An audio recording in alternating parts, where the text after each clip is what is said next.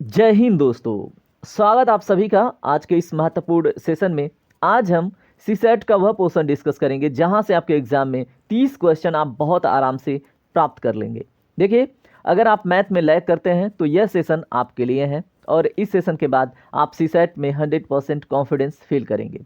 तो दोस्तों, आज हम देखेंगे अंतर्वैयक्तिक एवं संचार कौशल, जिसको इंग्लिश में इंटरपर्सनल एंड कम्युनिकेशन स्किल कहते हैं। और इसमें हम अतीत के 10 वर्षों के प्रश्नों को देखेंगे जो बार बार रिपीट ही होते हैं। तो चलिए स्टार्ट करते हैं आज के सेशन को। अगर आप इस चैनल पर नए हैं तो वीडियो को लाइक जरूर कर लीजिएगा और चैनल का पार्ट जरूर बनिएगा। चलिए, पहला टॉपिक देखिए क्वेश्चन के माध्यम से है क्या। इसमें आपको क्या करना है, कथनों पर विचार करना है। और पहला स्टेटमेंट है क्या, बीजों को बोने के पहले फफूंद रोधी में भिगो देना चाहिए। ठीक है, स्टेटमेंट 1 है। उसके बाद स्टेटमेंट 2 क्या है, बिना फफूंद रोधी में भिगोए बीजों में अंकुरण नहीं होता है। तो दोस्तों देखिए, अब आपको अपना क्या करना है, स्किल यूज़ करना है। तो आपको इसमें कौन सा स्टेटमेंट सही लग रहा है और कौन सा गलत, और क्या ये कारण स्पष्ट हो रहा है क्या। तो अगर दिए गए ऑप्शन में हम राइट आंसर की बात करेंगे दोस्तों, तो स्टेटमेंट 1 करेक्ट है। ठीक है, कि बीजों को बोने के पहले फफूंद रोधी में भिगो देना चाहिए। ठीक है, अब दूसरा स्टेटमेंट क्या है, बिना फफूंद रोधी में भिगोए बीजों में अंकुरण नहीं होता है, ये गलत है। ठीक है, तो इस तरह से आपका ऑप्शन नंबर डी करेक्ट हो जाता है। तो यहाँ पे देखिए, मैं कुछ चीज़ें और भी बताऊंगा जिससे ना आपको कुछ चैलेंजिंग क्वेश्चन भी सॉल्व करने में आसानी हो। ठीक है, तो व्यवहारिकता भी आपको इस सेशन में मिलेगा। चलिए हम बात करते हैं दूसरे टॉपिक पे। इसी में यहाँ पे देखिए ऑप्शन नंबर डी आपका करेक्ट था। दूसरा क्वेश्चन आपके सामने, इसको देखिए। इसमें भी आपको स्टेटमेंट पर विचार करना है। ठीक है, तो यहाँ पे देखें कथन क्या है, विद्यार्थी अपने अध्यापकों से अधिक प्रभावित होते हैं। ठीक है, अब आपको निष्कर्ष देखना है। ठीक है, जो 3 निष्कर्ष यहाँ पे दिए गए हैं, यहाँ पे देखिए, विद्यार्थी बौद्धिकता से प्रभावित होते हैं। स्टेटमेंट 2 क्या है, विद्यार्थी अध्यापकों को अपना आदर्श मानते हैं। स्टेटमेंट 3 क्या है, विद्यार्थियों को अधिकांश समय स्कूल में मतलब इनका बीतता है। अब देखिए, विद्यार्थी अपने अध्यापकों से अधिक प्रभावित होते हैं। अब इसमें 3 स्टेटमेंट है। पहला क्या है, विद्यार्थी बौद्धिकता से प्रभावित होते हैं। चलिए ठीक है, विद्यार्थी अध्यापकों को अपना आदर्श मानते हैं। ओके, उसके बाद क्या है, विद्यार्थियों का अधिकांश समय स्कूल में बीतता है। ठीक है, अब आपके सामने ऑप्शन होगा कि कौन से निष्कर्ष सही हैं और आप अपना विचार प्रकट करेंगे, कमेंट में ज़रूर प्रकट कीजिएगा और उसके बाद मैं आपको राइट आंसर इसका बताता हूँ। तो आइए बात करते हैं ऑप्शंस के ऊपर। अब यहाँ पे देखिए, आपको आंसर दिखेगा लेकिन आपको चीटिंग नहीं करना है, अपना दिमाग यूज़ करना है। ठीक है, मैं आंसर को ब्लर कर देता हूँ। तो यहाँ पे देखिए, स्टेटमेंट जो आपको निष्कर्ष निकल रहा है, यहाँ पे है क्या, ए में क्या है, केवल कथन 1 में जो सही निष्कर्ष है वो निकल रहा है। ठीक है, और ऑप्शन बी में क्या है, 1 और 2। ठीक है, ये दोनों निष्कर्ष इसमें निहित हैं जो स्टेटमेंट है। ऑप्शन नंबर सी क्या है, 1 और 3। ठीक है, जो निष्कर्ष हैं वो सही हैं। ऑप्शन डी है, तीनों निष्कर्ष ठीक है निकलते हैं। अब आपको राइट आंसर का चयन करना है। तो दोस्तों, इसमें राइट आंसर आपका ऑप्शन नंबर बी है। 1 और 2 जो निष्कर्ष हैं वो ठीक हैं। अब समझिए कैसे, देखिए एक बार फिर से आप क्वेश्चन पे आइए। क्वेश्चन आपका था, विद्यार्थी अपने अध्यापकों से अधिक प्रभावित होते हैं। क्यों, क्योंकि विद्यार्थी बौद्धिकता से प्रभावित होते हैं। बिल्कुल सही बात है, निकलता है ये निष्कर्ष। उसके बाद विद्यार्थी अध्यापकों को अपना आदर्श मानते हैं। बिल्कुल मानते हैं। ठीक है, विद्यार्थियों का अधिकांश समय स्कूल में बीतता है, ये कोई विशेष कारण नहीं है। ठीक है, तो ये निष्कर्ष नहीं निकलता, इसलिए स्टेटमेंट 1 और 2 करेक्ट हो जाता है। ठीक है, तो कुछ चीज़ें ना, जैसे मान लीजिए व्यवहारिकता में क्या चीज़ें आपके दिमाग में सही फिट हो रही हैं। ठीक है, तो वही इसमें ज़्यादातर सही आंसर होता है। एक्चुअल में इस चैप्टर का नाम ही है इंटरपर्सनल एंड कम्युनिकेशन स्किल।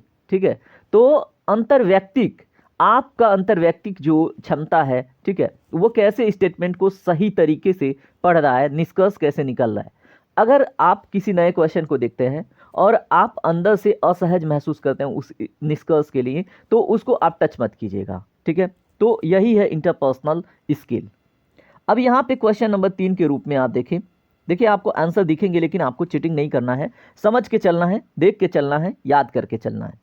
यहाँ पे देखिए क्या है, संप्रेषण में KISS का नियम प्रयुक्त होता है। तो दोस्तों, अब नियम प्रयुक्त होता है, फुल फॉर्म पूछ ले। ठीक है, तो आपको क्या करना है, इसमें ऑप्शन नंबर बी के साथ जाना है, keep it short and simple.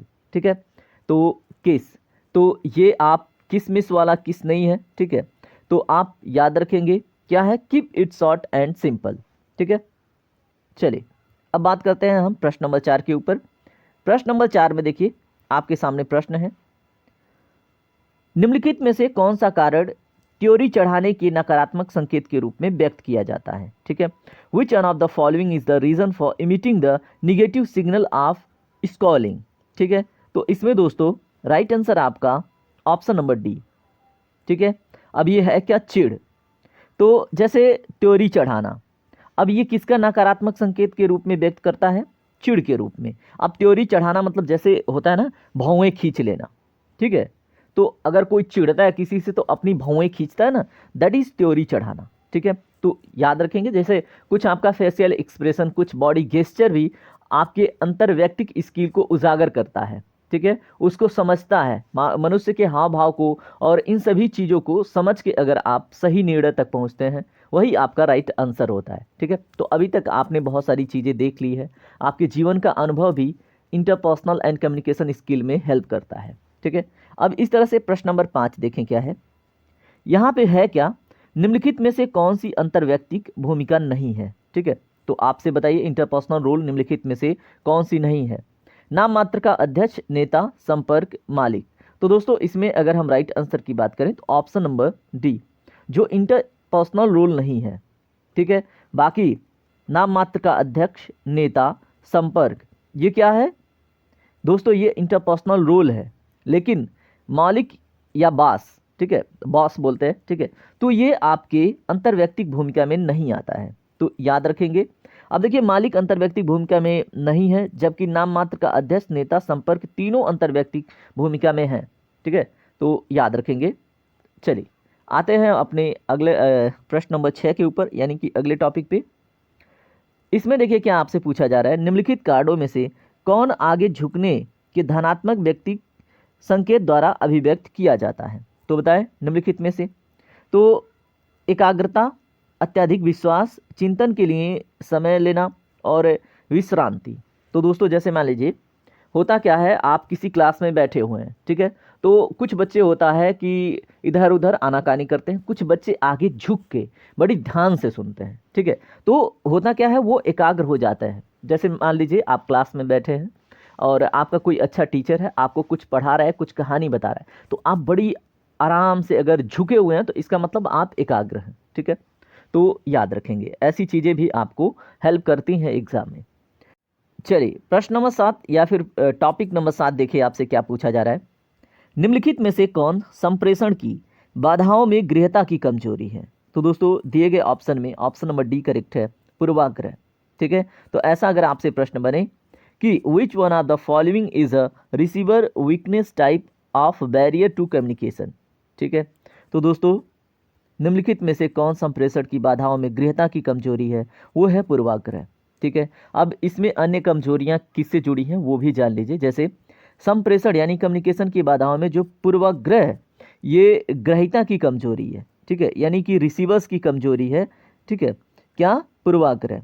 अब इसमें अगर बात करें समय की बाधाएं, अस्पष्टता, उसके बाद शब्दाडंबर, ये प्रेषक की कमजोरी से संबंधित है, ठीक है। तो प्रेषक और जैसे एक तरह से भेजने वाला और एक है रिसीव करने वाला, ठीक है। तो रिसीव करने वाले में पूर्वाग्रह की जो एक तरह से कमजोरी हो सकती है कम्युनिकेशन बैरियर में, और वहीं भेजने वाले की अगर कम्युनिकेशन बैरियर वो उत्पन्न करता है तो उसमें क्या हो सकता है, समय की बाधा हो सकती है, अस्पष्टता, जैसे कुछ भेज रहा है क्लियर नहीं है, टाइम से नहीं भेज रहा है, शब्दों का चयन सही से नहीं करता है, ठीक है। तो ये जो भेजता है वो कम्युनिकेशन बैरियर उत्पन्न करता है, ठीक है। तो इसको आप इस रूप में समझ सकते हैं। देखिए कम्युनिकेशन स्किल, आप इसको प्रोफेशनल कम्युनिकेशन के नाम से भी देखे होंगे, ठीक है। अगर आपने बीटेक वगैरह किया है तो वहाँ पे भी ये चैप्टर इंपॉर्टेंट हो जाता है। चलिए बात करते हैं अपने प्रश्न नंबर 8 के ऊपर। प्रश्न नंबर 8 में आपसे क्या पूछा जा रहा है वो देखिए ध्यान से। प्रश्न नंबर 8 में आपसे पूछा जा रहा है, स्टेटमेंट दिया है, ठीक है, और उसके बाद रीजन दिया है क्या, अंतर्वैयक्तिक भूमिकाएं व्यक्ति के उन व्यवहारों से संबंधित हैं जो अंतर्वैयक्तिक संबंधों पर केंद्रित रहते हैं, ठीक है। तो interpersonal role relate to a person's behaviour that focuses on interpersonal contact, ठीक है। अब यहाँ पे स्टेटमेंट 1 क्लियर। अब रीज़न क्या दे रहा है इसके लिए, ऐसी भूमिकाएं अधिकार और संस्कृति से प्रत्यक्ष जुड़ी होती हैं। तो दोस्तों इसमें देखिए शब्दों का चयन थोड़ा खतरनाक होता है, आप इंग्लिश के साथ अगर सहज हैं तो आपसे बड़ी आसानी से प्रश्न बनेगा, ठीक है। तो अब इसमें अगर हम राइट आंसर की बात करें तो दोनों सही है, ठीक है, ए और आर दोनों सही है, ठीक है, मतलब स्टेटमेंट और जो रीजन है दोनों सही हैं, और जो रीज़न है वो एक्सप्लेन भी करता है। मैं आपको समझाने की कोशिश करता हूँ। देखिए इसमें कहा क्या जा रहा है, अंतर्वैयक्तिक भूमिकाएं व्यक्ति के उन व्यवहारों से संबंधित हैं जो अंतर्वैयक्तिक संबंधों पर केंद्रित रहते हैं, ठीक है। अब अंतर्वैयक्तिक, अब जो आपके इंटरपर्सनल की बात हो रही है, ठीक है, इंट्रापर्सनल की बात नहीं हो रही, इंटरपर्सनल की बात हो रही है, ठीक है। अब उन संबंधों पर केंद्रित हैं। अब इसका आशय क्या है और इसके लिए कारण क्या है, ऐसी भूमिकाएं अधिकार और संस्कृति से प्रत्यक्ष जुड़ी होती हैं, ठीक है। तो इस तरह से इसका कारण स्पष्ट होता है। चलिए अब हम बात करते हैं अगले टॉपिक यानी प्रश्न नंबर 9 के रूप में, जो हमारा अगला टॉपिक आपके सामने आने वाला है। प्रश्न नंबर 9 के रूप में आपका अगला टॉपिक है, इसको ध्यान से देखें। निम्नलिखित में से कौन तदनुभूतिपरक श्रावण की विशेषता नहीं है, ठीक है। देखिए ये शब्द आपके लिए आएंगे, आपको इंग्लिश के साथ जाना है, ठीक है। अभी इसमें देखिए इंग्लिश में कितना ईजी हो जाता है। Which one of the following is not a characteristic of empathic listening, ठीक है। तो अब इम्पैथिक लिसनिंग का इसमें कौन है जो कैरेक्टरिस्टिक नहीं है। अब देखिए इम्पैथिक क्या होता है, सिंपैथिक क्या होता है, अपैथिक क्या होता है, ये चीज़ें अगर आपको क्लियर हैं तो ये क्वेश्चन आपके लिए है, ठीक है। तो इसमें जो राइट आंसर है वो है आपका ऑप्शन नंबर बी, यानी कि बीइंग इवैल्यूएटिव, ठीक है। तो निम्नलिखित में से कौन तदनुभूतिपरक श्रवण की विशेषता नहीं है, तो मूल्यांकन परक ये क्या है, ये इम्पैथिक लिसनिंग की विशेषता नहीं है। बाकी जो वक्ता की स्थिति में स्वयं को रखना, ये क्या है, इम्पैथिक लिसनिंग। जैसे होता है ना कि अगर कोई इंसान किसी के दर्द को महसूस करता है तो उसके जगह पे खुद को रख के ऐसे महसूस करता है कि अगर ये चोट मुझे लगी हो या फिर ये धोखा मेरे साथ हुआ हो। लेकिन यहाँ पे प्रश्न में ही है कि not a characteristic of empathic listening, ठीक है। तो इसमें मूल्यांकन बीइंग इवैल्यूएटिव, ठीक है, तो ये इसमें नहीं होता है। बाकी वक्ता की स्थिति में स्वयं को रखना होता है बिल्कुल। और उसके बाद क्या है, ऑब्जर्विंग बॉडी लैंग्वेज, ठीक है, किसी के बॉडी लैंग्वेज को ऑब्जर्व करना, ये भी होता है इम्पैथिक लिसनिंग में। और focusing both on feeling and content of message, ठीक है, तो ये भी इसमें इंक्लूड होता है, किसमें, इम्पैथिक लिसनिंग में, ठीक है, इसके गुण में सम्मिलित होता है। अगर आपसे अब ये प्रश्न बनेगा तो आप जरूर कर लीजिएगा, ठीक है। और चलिए अब बात करते हैं हम अगले टॉपिक पे। अगला हमारा क्या है, प्रश्न नंबर 10 के रूप में आपके सामने एक बढ़िया प्रश्न है, ठीक है। इसको देखिए, आपसे पूछा क्या जा रहा है, आपको मैच करना है। यहाँ पे बैरियर टू कम्युनिकेशन है और उसके बाद टाइप्स ऑफ बैरियर है, ठीक है। तो अब इसमें आपको ना क्या करना है, मैच कराना है और उसके बाद सही ऑप्शन का चयन करना है, ठीक है। तो यहाँ पे अगर आप देखें शब्द भंडार, अभी मैंने एक क्वेश्चन में आपको समझाया कि ये किससे रिलेटेड बैरियर है, ठीक है। तो बताएं, शब्द भंडार एक तरह से ये क्या है, भाषा, ठीक है, भाषा से संबंधित है। उसके बाद अगर हम बात करें जो दूरी है, तो दूरी दोस्तों ये संरचनात्मक, ठीक है, ये बाधाओं के प्रकार में एक तरह से संरचनात्मक बाधा है, ठीक है, कम्युनिकेशन बैरियर में। उसके बाद जो जल्दबाजी है, तो जल्दबाजी दोस्तों ये परिस्थिति कैसी है, ठीक है, उसके ऊपर डिपेंड करता है। तो ये पारिस्थितिकी, एक तरह से पारिस्थितिक बाधा है, ठीक है। तो उसके बाद कोलाहल, तो दोस्तों ये सिचुएशनल है, ठीक है, पर्यावरण कैसा है उसके ऊपर डिपेंड करता है, ठीक है। तो इस तरह से अगर आप राइट ऑप्शन की चयन करेंगे तो आपका ए का हो गया 4, और उसके बाद दूरी हो गया स्ट्रक्चरल, और उसके बाद जल्दबाजी हो गया, किस विषय पे ये डिपेंड करेगा बताएं, बी का हमने 1 देख लिया, और उसके बाद जो जल्दबाजी है ये परिस्थिति पे डिपेंड करेगा, और कोलाहल पर्यावरणीय, जैसे वहाँ का इन्वायरमेंट कैसा है इसके ऊपर। तो इस तरह से आपका ए का 4, बी का, हाँ, ऑप्शन नंबर डी आपका करेक्ट हो जाएगा, ठीक है। तो यहाँ पे ना इस क्वेश्चन में आपको सीखने के लिए 4-5 प्रश्न मिले हैं। प्रश्न नंबर 10 को आप बिल्कुल ध्यान से देखेंगे क्योंकि ये प्रश्न आपसे यहाँ से एक प्रश्न पूछा जाएगा, ठीक है। निश्चित रूप से इन्हीं टर्म का यूज़ करके, ठीक है, कि बैरियर्स टू कम्युनिकेशन और टाइप्स ऑफ बैरियर्स, इसमें से एक प्रश्न आता ही आता है, आप इसको क्लियर करके चलेंगे। शब्द भंडार भाषा की जो मतलब एक तरह से बाधा का प्रकार है। उसके बाद डिस्टेंस क्या है, ये संरचनात्मक यानी स्ट्रक्चरल भाषा एक तरह से बाधा है। उसके बाद जो जल्दबाजी है ये पारिस्थितिकी है, और जो नॉइज होता है ये इन्वायरमेंटल होता है, ठीक है, सिचुएशनल कह लें आप। तो यहाँ से एक प्रश्न आपसे बनेगा, तो याद रखिएगा, ठीक है। प्रश्न नंबर 11 के रूप में आपसे अगला प्रश्न पूछा जा रहा है, इसको आप ध्यान से देखें। सूचना प्रदत्त के प्रक्रमण हेतु व्यक्तिनिष्ठ अनुभव के उपयोग, आत्मविश्वास और आत्म अभिप्रेरणा पर आधारित निर्णय लेना संदर्भित करता है। तो दोस्तों इसको इंग्लिश में हम करते हैं, इंग्लिश आसान हो जाएगा आपके लिए, ठीक है। तो देखिए हिंदी में जो शब्दों का चयन होता है प्रोफेशनल कम्युनिकेशन या इंटरपर्सनल स्किल में, वो बड़ा डिफिकल्ट यूज़ करते हैं, तो आप इंग्लिश के साथ जाइएगा। इतना तो उम्मीद करता हूँ आपको इतनी इंग्लिश आती है कि इतना आप बेसिक समझ जाएंगे, है ना। अब आप यूपी पीसीएस के स्टूडेंट हैं तो इतना तो आप कर ही लेंगे।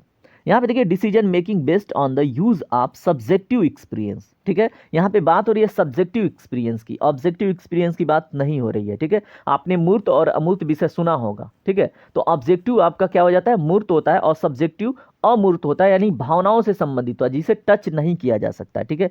तो decision making based on the use of subjective experience, self confidence and self motivation to process information data refers to. तो दोस्तों इसमें क्या होगा, इसमें जो राइट आंसर है वो है आपका इंट्यूटिव डिसीजन मेकिंग, ठीक है। तो अंतर्दर्शी निर्णय लेने को, ठीक है।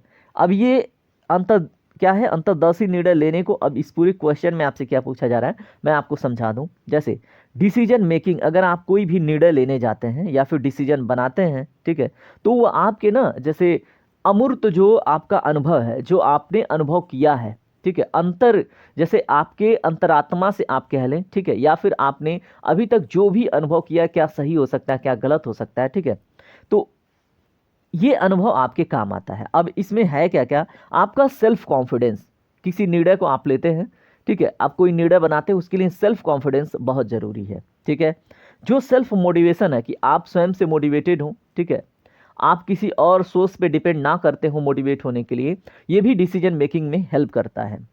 To process information data refers to, ठीक है। तो ये जो सेल्फ कॉन्फिडेंस, सब्जेक्टिव एक्सपीरियंस और सेल्फ मोटिवेशन है, ये किस काम में आता है, किस डिसीजन मेकिंग में, जब आप क्या करते हैं, कोई इंट्यूटिव डिसीजन बनाते हैं, अंतर्दर्शी निर्णय लेते हैं, उसमें आपको ये, ठीक है, उससे ये संबंधित है, उसमें ये आपको हेल्प करता है। उम्मीद करता हूँ ये क्वेश्चन अब आप समझ गए होंगे। चलिए अब आते हैं हम इसी के अन्य पार्ट के ऊपर। अब यहाँ पे निर्णयन क्षमता, डिसीजन मेकिंग एबिलिटी से रिलेटेड कुछ प्रश्न हैं, उन्हें भी देख लीजिए, ठीक है। और यहाँ से भी आपसे प्रश्न बनेंगे ही बनेंगे, ठीक है। तो हम अन्य वर्षों के भी पेपर्स देखेंगे और सभी महत्वपूर्ण टॉपिक को समझा के चलेंगे। यहाँ पे देखिए आपसे क्या है प्रश्न नंबर 12 के रूप में, जो अल्पकालिक समायोजन एवं दीर्घकालिक संरचनात्मक परिवर्तन में समता बनाए रखे उसे क्या कहेंगे। The one who making short term adjustment and long term structural changes to maintain the equilibrium is called, क्या कहलाता है वो। तो दोस्तों उसको हम बोलते हैं रिसोर्स एलोकेटर, संसाधन आवंटक, ठीक है, जो अल्पकालिक समायोजनों एवं दीर्घकालिक संरचनात्मक परिवर्तनों में समता बनाए रखे उसे क्या कहते हैं, संसाधन आवंटक, ठीक है। उम्मीद करूंगा ये टॉपिक इजी था, आपने समझ लिया होगा। चलिए आगे बढ़ते हैं।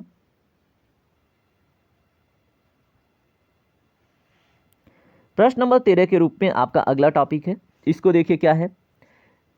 विच one of the following is known as the avoiding style of conflict resolution, ठीक है। अब इसमें से आपको बताना है, जैसे आप अगर अवॉइड करते हैं, इसमें कौन सा अवॉइडिंग स्टाइल है, जैसे कॉन्फ्लिक्ट आप कोई सॉल्व करते हैं, कोई झगड़ा है, कोई क्वेरल है, उसको अगर रिजॉल्व करते हैं तो उसमें आपकी अवॉइडिंग स्टाइल क्या है, ठीक है। तो निम्नलिखित में से चयन करना है। इसको हिंदी में अगर आप देखें, द्वंद्व समाधान की शैलियों में से कौन बचकर निकलने की शैली के रूप में जाना जाता है, ठीक है। तो बताएं, इसमें जो ऑप्शंस हैं उसमें दोस्तों आप right answer option number C के साथ जाएंगे। निर्णय टालने द्वारा दोनों पक्षों की रुचियों की उपेक्षा, यानी कि neglecting interest of both parties by postponing a decision, ठीक है।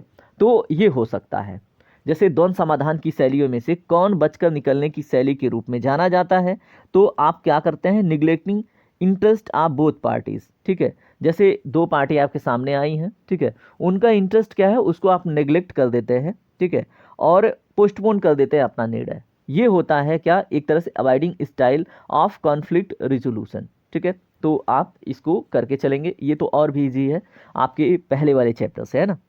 अब यहाँ पे देखिए प्रश्न नंबर 14 के रूप में आपसे प्रश्न क्या है, ध्यान से पढ़िए। निम्नलिखित में से कौन दूसरों के साथ संबंध होने की आवश्यकता दर्शाता है? Which one of the following refers to the need to associate with others. तो दोस्तों अगर आप सभी स्टेटमेंट को पढ़ लेते हैं तो सम्मिलित होने की जो आवश्यकता है, ठीक है, नीड फॉर इंक्लूजन, ये क्या करता है, ये क्या करता है, दूसरों के साथ संबंधित होने की आवश्यकता को दर्शाता है।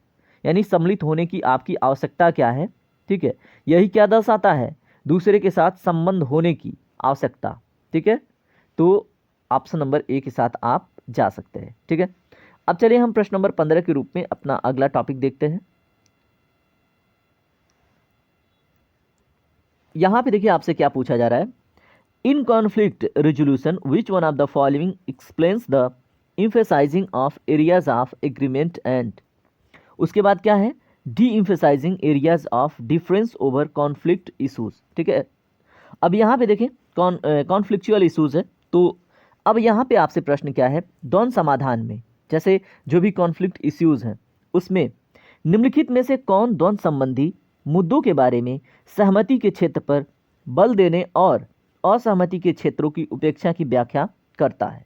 तो दोस्तों निम्नलिखित में से अगर आप राइट आंसर की बात करते हैं तो जो समन है, ठीक है, कहता है ना समन जारी हो गया, स्मूथिंग आपका एक तरह से मतलब किसी मैटर को स्मूथली डील करना, ठीक है, उससे जुड़ा है, ठीक है। तो आपसे प्रश्न क्या है, द्वंद्व समाधान में निम्नलिखित में से कौन द्वंद्व संबंधित मुद्दों के बारे में सहमति के क्षेत्र पर बल देने और असहमति के क्षेत्र की उपेक्षा की व्याख्या करता है? तो वो है समन, स्मूथिंग, ठीक है। चलिए बात करते हैं प्रश्न नंबर 16 के ऊपर। A manager who is helping a customer return some articles that he purchased earlier is dealing with, ठीक है। तो कोई मैनेजर है, ठीक है, वो क्या कर रहा है, हेल्पिंग अ कस्टमर, अब किसी मतलब ग्राहक का सेवा कर रहा है, ठीक है, अब हेल्प मतलब सहायता कर रहा है, ठीक है, और रिटर्न कर रहा है कुछ वस्तु, ठीक है, that purchase earlier is dealing with, मतलब कोई कस्टमर है उसने कुछ खरीदा था बहुत जल्द ही, वो मैनेजर को रिटर्न कर रहा है, तो अब इससे जुड़ा आपके लिए, ठीक है, वो कैसे डील हो रहा है।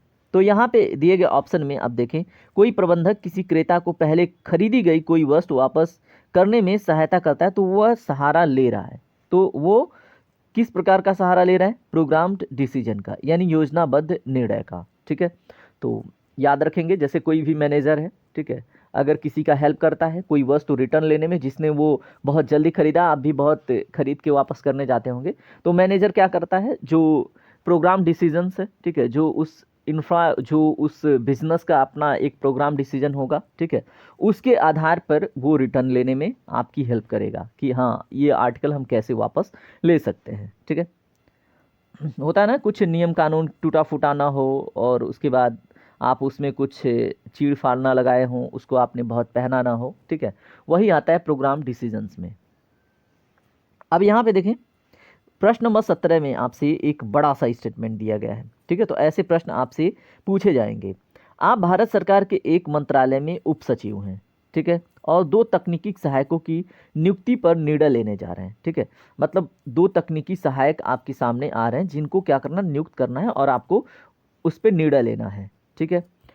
लिखित परीक्षा के आधार पर दो पदों के लिए 10 उम्मीदवारों को साक्षात्कार हेतु रखा गया है। उसके बाद आपसे क्या पूछा जा रहा है,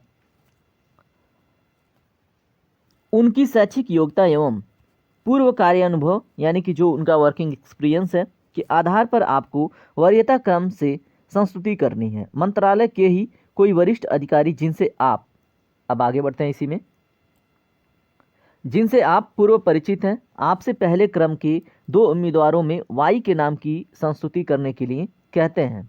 आप क्या करेंगे ऐसे में, ठीक है। तो ऐसे में आप कैसे नियुक्त करेंगे, अगर कोई आपसे, ठीक है, सीनियर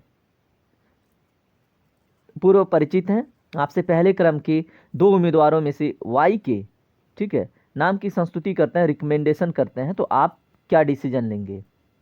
तो देखिए अब दिए गए ऑप्शन हैं आपके सामने। अब इन ऑप्शन में से अब आपका स्वयं का निर्णय होगा देख के। जैसे अगर आपने बैफेल आपने रिकॉर्डिक्शन देखा होगा, अगर आपने महात्मा गांधी का एक तरह से चयन का सही मार्गदर्शन प्राप्त किया होगा, ठीक है, तो ये क्वेश्चन आपके लिए ईजी हो जाएगा। अगर नहीं पढ़ा है तो भी आप इसमें राइट डिसीजन ले सकते हैं, ठीक है।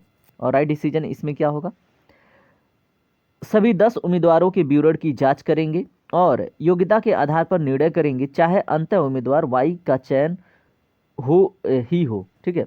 तो याद रखेंगे, ठीक है। आपको पूर्व परिचित की, जैसे किसी ने आपको रिकमेंड किया उसके साथ नहीं जाना है। आपको क्या करना है, 10 उम्मीदवारों के जो डिटेल हैं उसका जांच करेंगे, योग्यता के आधार पर आप निर्णय करेंगे, चाहे, ठीक है, अंततः वो उम्मीदवार वाई का चयन ही हो, ठीक है। उसमें ये सारी प्रक्रिया आपको फॉलो करनी है। चलिए बात करते हैं अगले टॉपिक पे। अगला टॉपिक हमारा क्या है, अच्छा अब देखें आपके सामने ना तार्किक एवं विश्लेषण क्षमता से रिलेटेड क्वेश्चन आ रहे हैं, ठीक है। तो यहाँ से भी आपके एग्जाम में प्रश्न बनते हैं, तो इनको भी आप देख के चलिए, ठीक है। अब ये है क्या और इसको आप समझ लीजिए, ऐसे प्रश्न कैसे डील होंगे आपसे। Find out the odd item, आपको निम्नलिखित में से एक ऐसे वस्तु का चयन करना है जो इनमें मतलब एक तरह से विषम है, ठीक है। तो देखिए, विषादग्रस्त, सच्चा, सदाचारी, धूर्त। तो दोस्तों इसमें आप देखें विषादग्रस्त, अब विषादग्रस्त ही क्यों, विषम है। बाकी सच्चा, सदाचारी, ठीक है, और धूर्त, ये क्या है, एक तरह से ये किसी के प्रति अपना तैयार किया गया, ठीक है, या फिर अपने प्रति अपना खुद का तैयार किया गया एक तरह से वैल्यू है, ठीक है, या फिर कह लें गुण है, वर्च्यू है, ठीक है। जैसे कोई इंसान ट्रुथफुल है, कोई इंसान सदाचारी है, कोई इंसान धूर्त हो सकता है, ठीक है, वो उसका निगेटिव वैल्यू होगा। लेकिन जो विषादग्रस्त है ये क्या है, मतलब बीमारी से पीड़ित है कोई, ठीक है, तो ये तो इसे मैच नहीं होता ना। तो इस तरह से आपको विषम पद चयन करना था, ठीक है। देखें, सच्चा, धूर्त, सदाचारी ये क्या है, ये किसी व्यक्ति के आचरण से संबंधित हैं, और जो विषादग्रस्त है वो स्थिति से संबंधित है। तो आचरण और स्थिति अलग अलग चीज़ें होती हैं। उम्मीद करूँगा इस तरह से आप एनालाइज करने में, ठीक है, सहायता प्राप्त की कि कैसे आपको इवेल्युएट करना है, कैसे आपको डिफ्रेंशिएट करना है, ठीक है। तो आपने अगर एथिक्स थोड़ी बहुत पढ़ी है तो भी आप ऐसे क्वेश्चन कर ले जाएंगे। प्रश्न नंबर 19 देखिए आपसे क्या पूछा जा रहा है, निम्नलिखित कथन का विश्लेषण कीजिए, ओके, और दिए हुए विकल्प में से सही उत्तर का चयन कीजिए। अब आपके सामने पहला स्टेटमेंट तो है, रूढ़वादी लोग विरले ही अहिष्णुड होते हैं, ठीक है। जो रूढ़वादी लोग होते हैं, कंजर्वेटिव लोग, ठीक है, आर सेल्डम इंटॉलरेंट, ठीक है। तो रूढ़वादी लोगों के बारे में क्या है, वो बहुत कम ही जो है वो क्या होता है, इंटॉलरेंट, बाकी वो टॉलरेंट होते हैं, ऐसा पहला स्टेटमेंट है, ठीक है। अब सॉरी, अब आइए इसके अन्य स्टेटमेंट को देखते हैं। अब उसके आधार पे आपको क्या करना है, अपना एक वो बनाना है, ठीक है। अब विश्लेषण करना है इस स्टेटमेंट का, रूढ़वादी लोग बिरले ही सहिष्णु होते हैं, ठीक है, होता है ना, सही टॉलरेंट होते हैं किसी भी कास्ट, किसी भी रिलीजन, किसी भी टॉपिक के प्रति, लेकिन कुछ लोग क्या होते हैं, इनटॉलरेंट होते हैं, ठीक है। तो यहाँ पे रूढ़वादी लोग बिरले ही असहिष्णु होते हैं, ठीक है।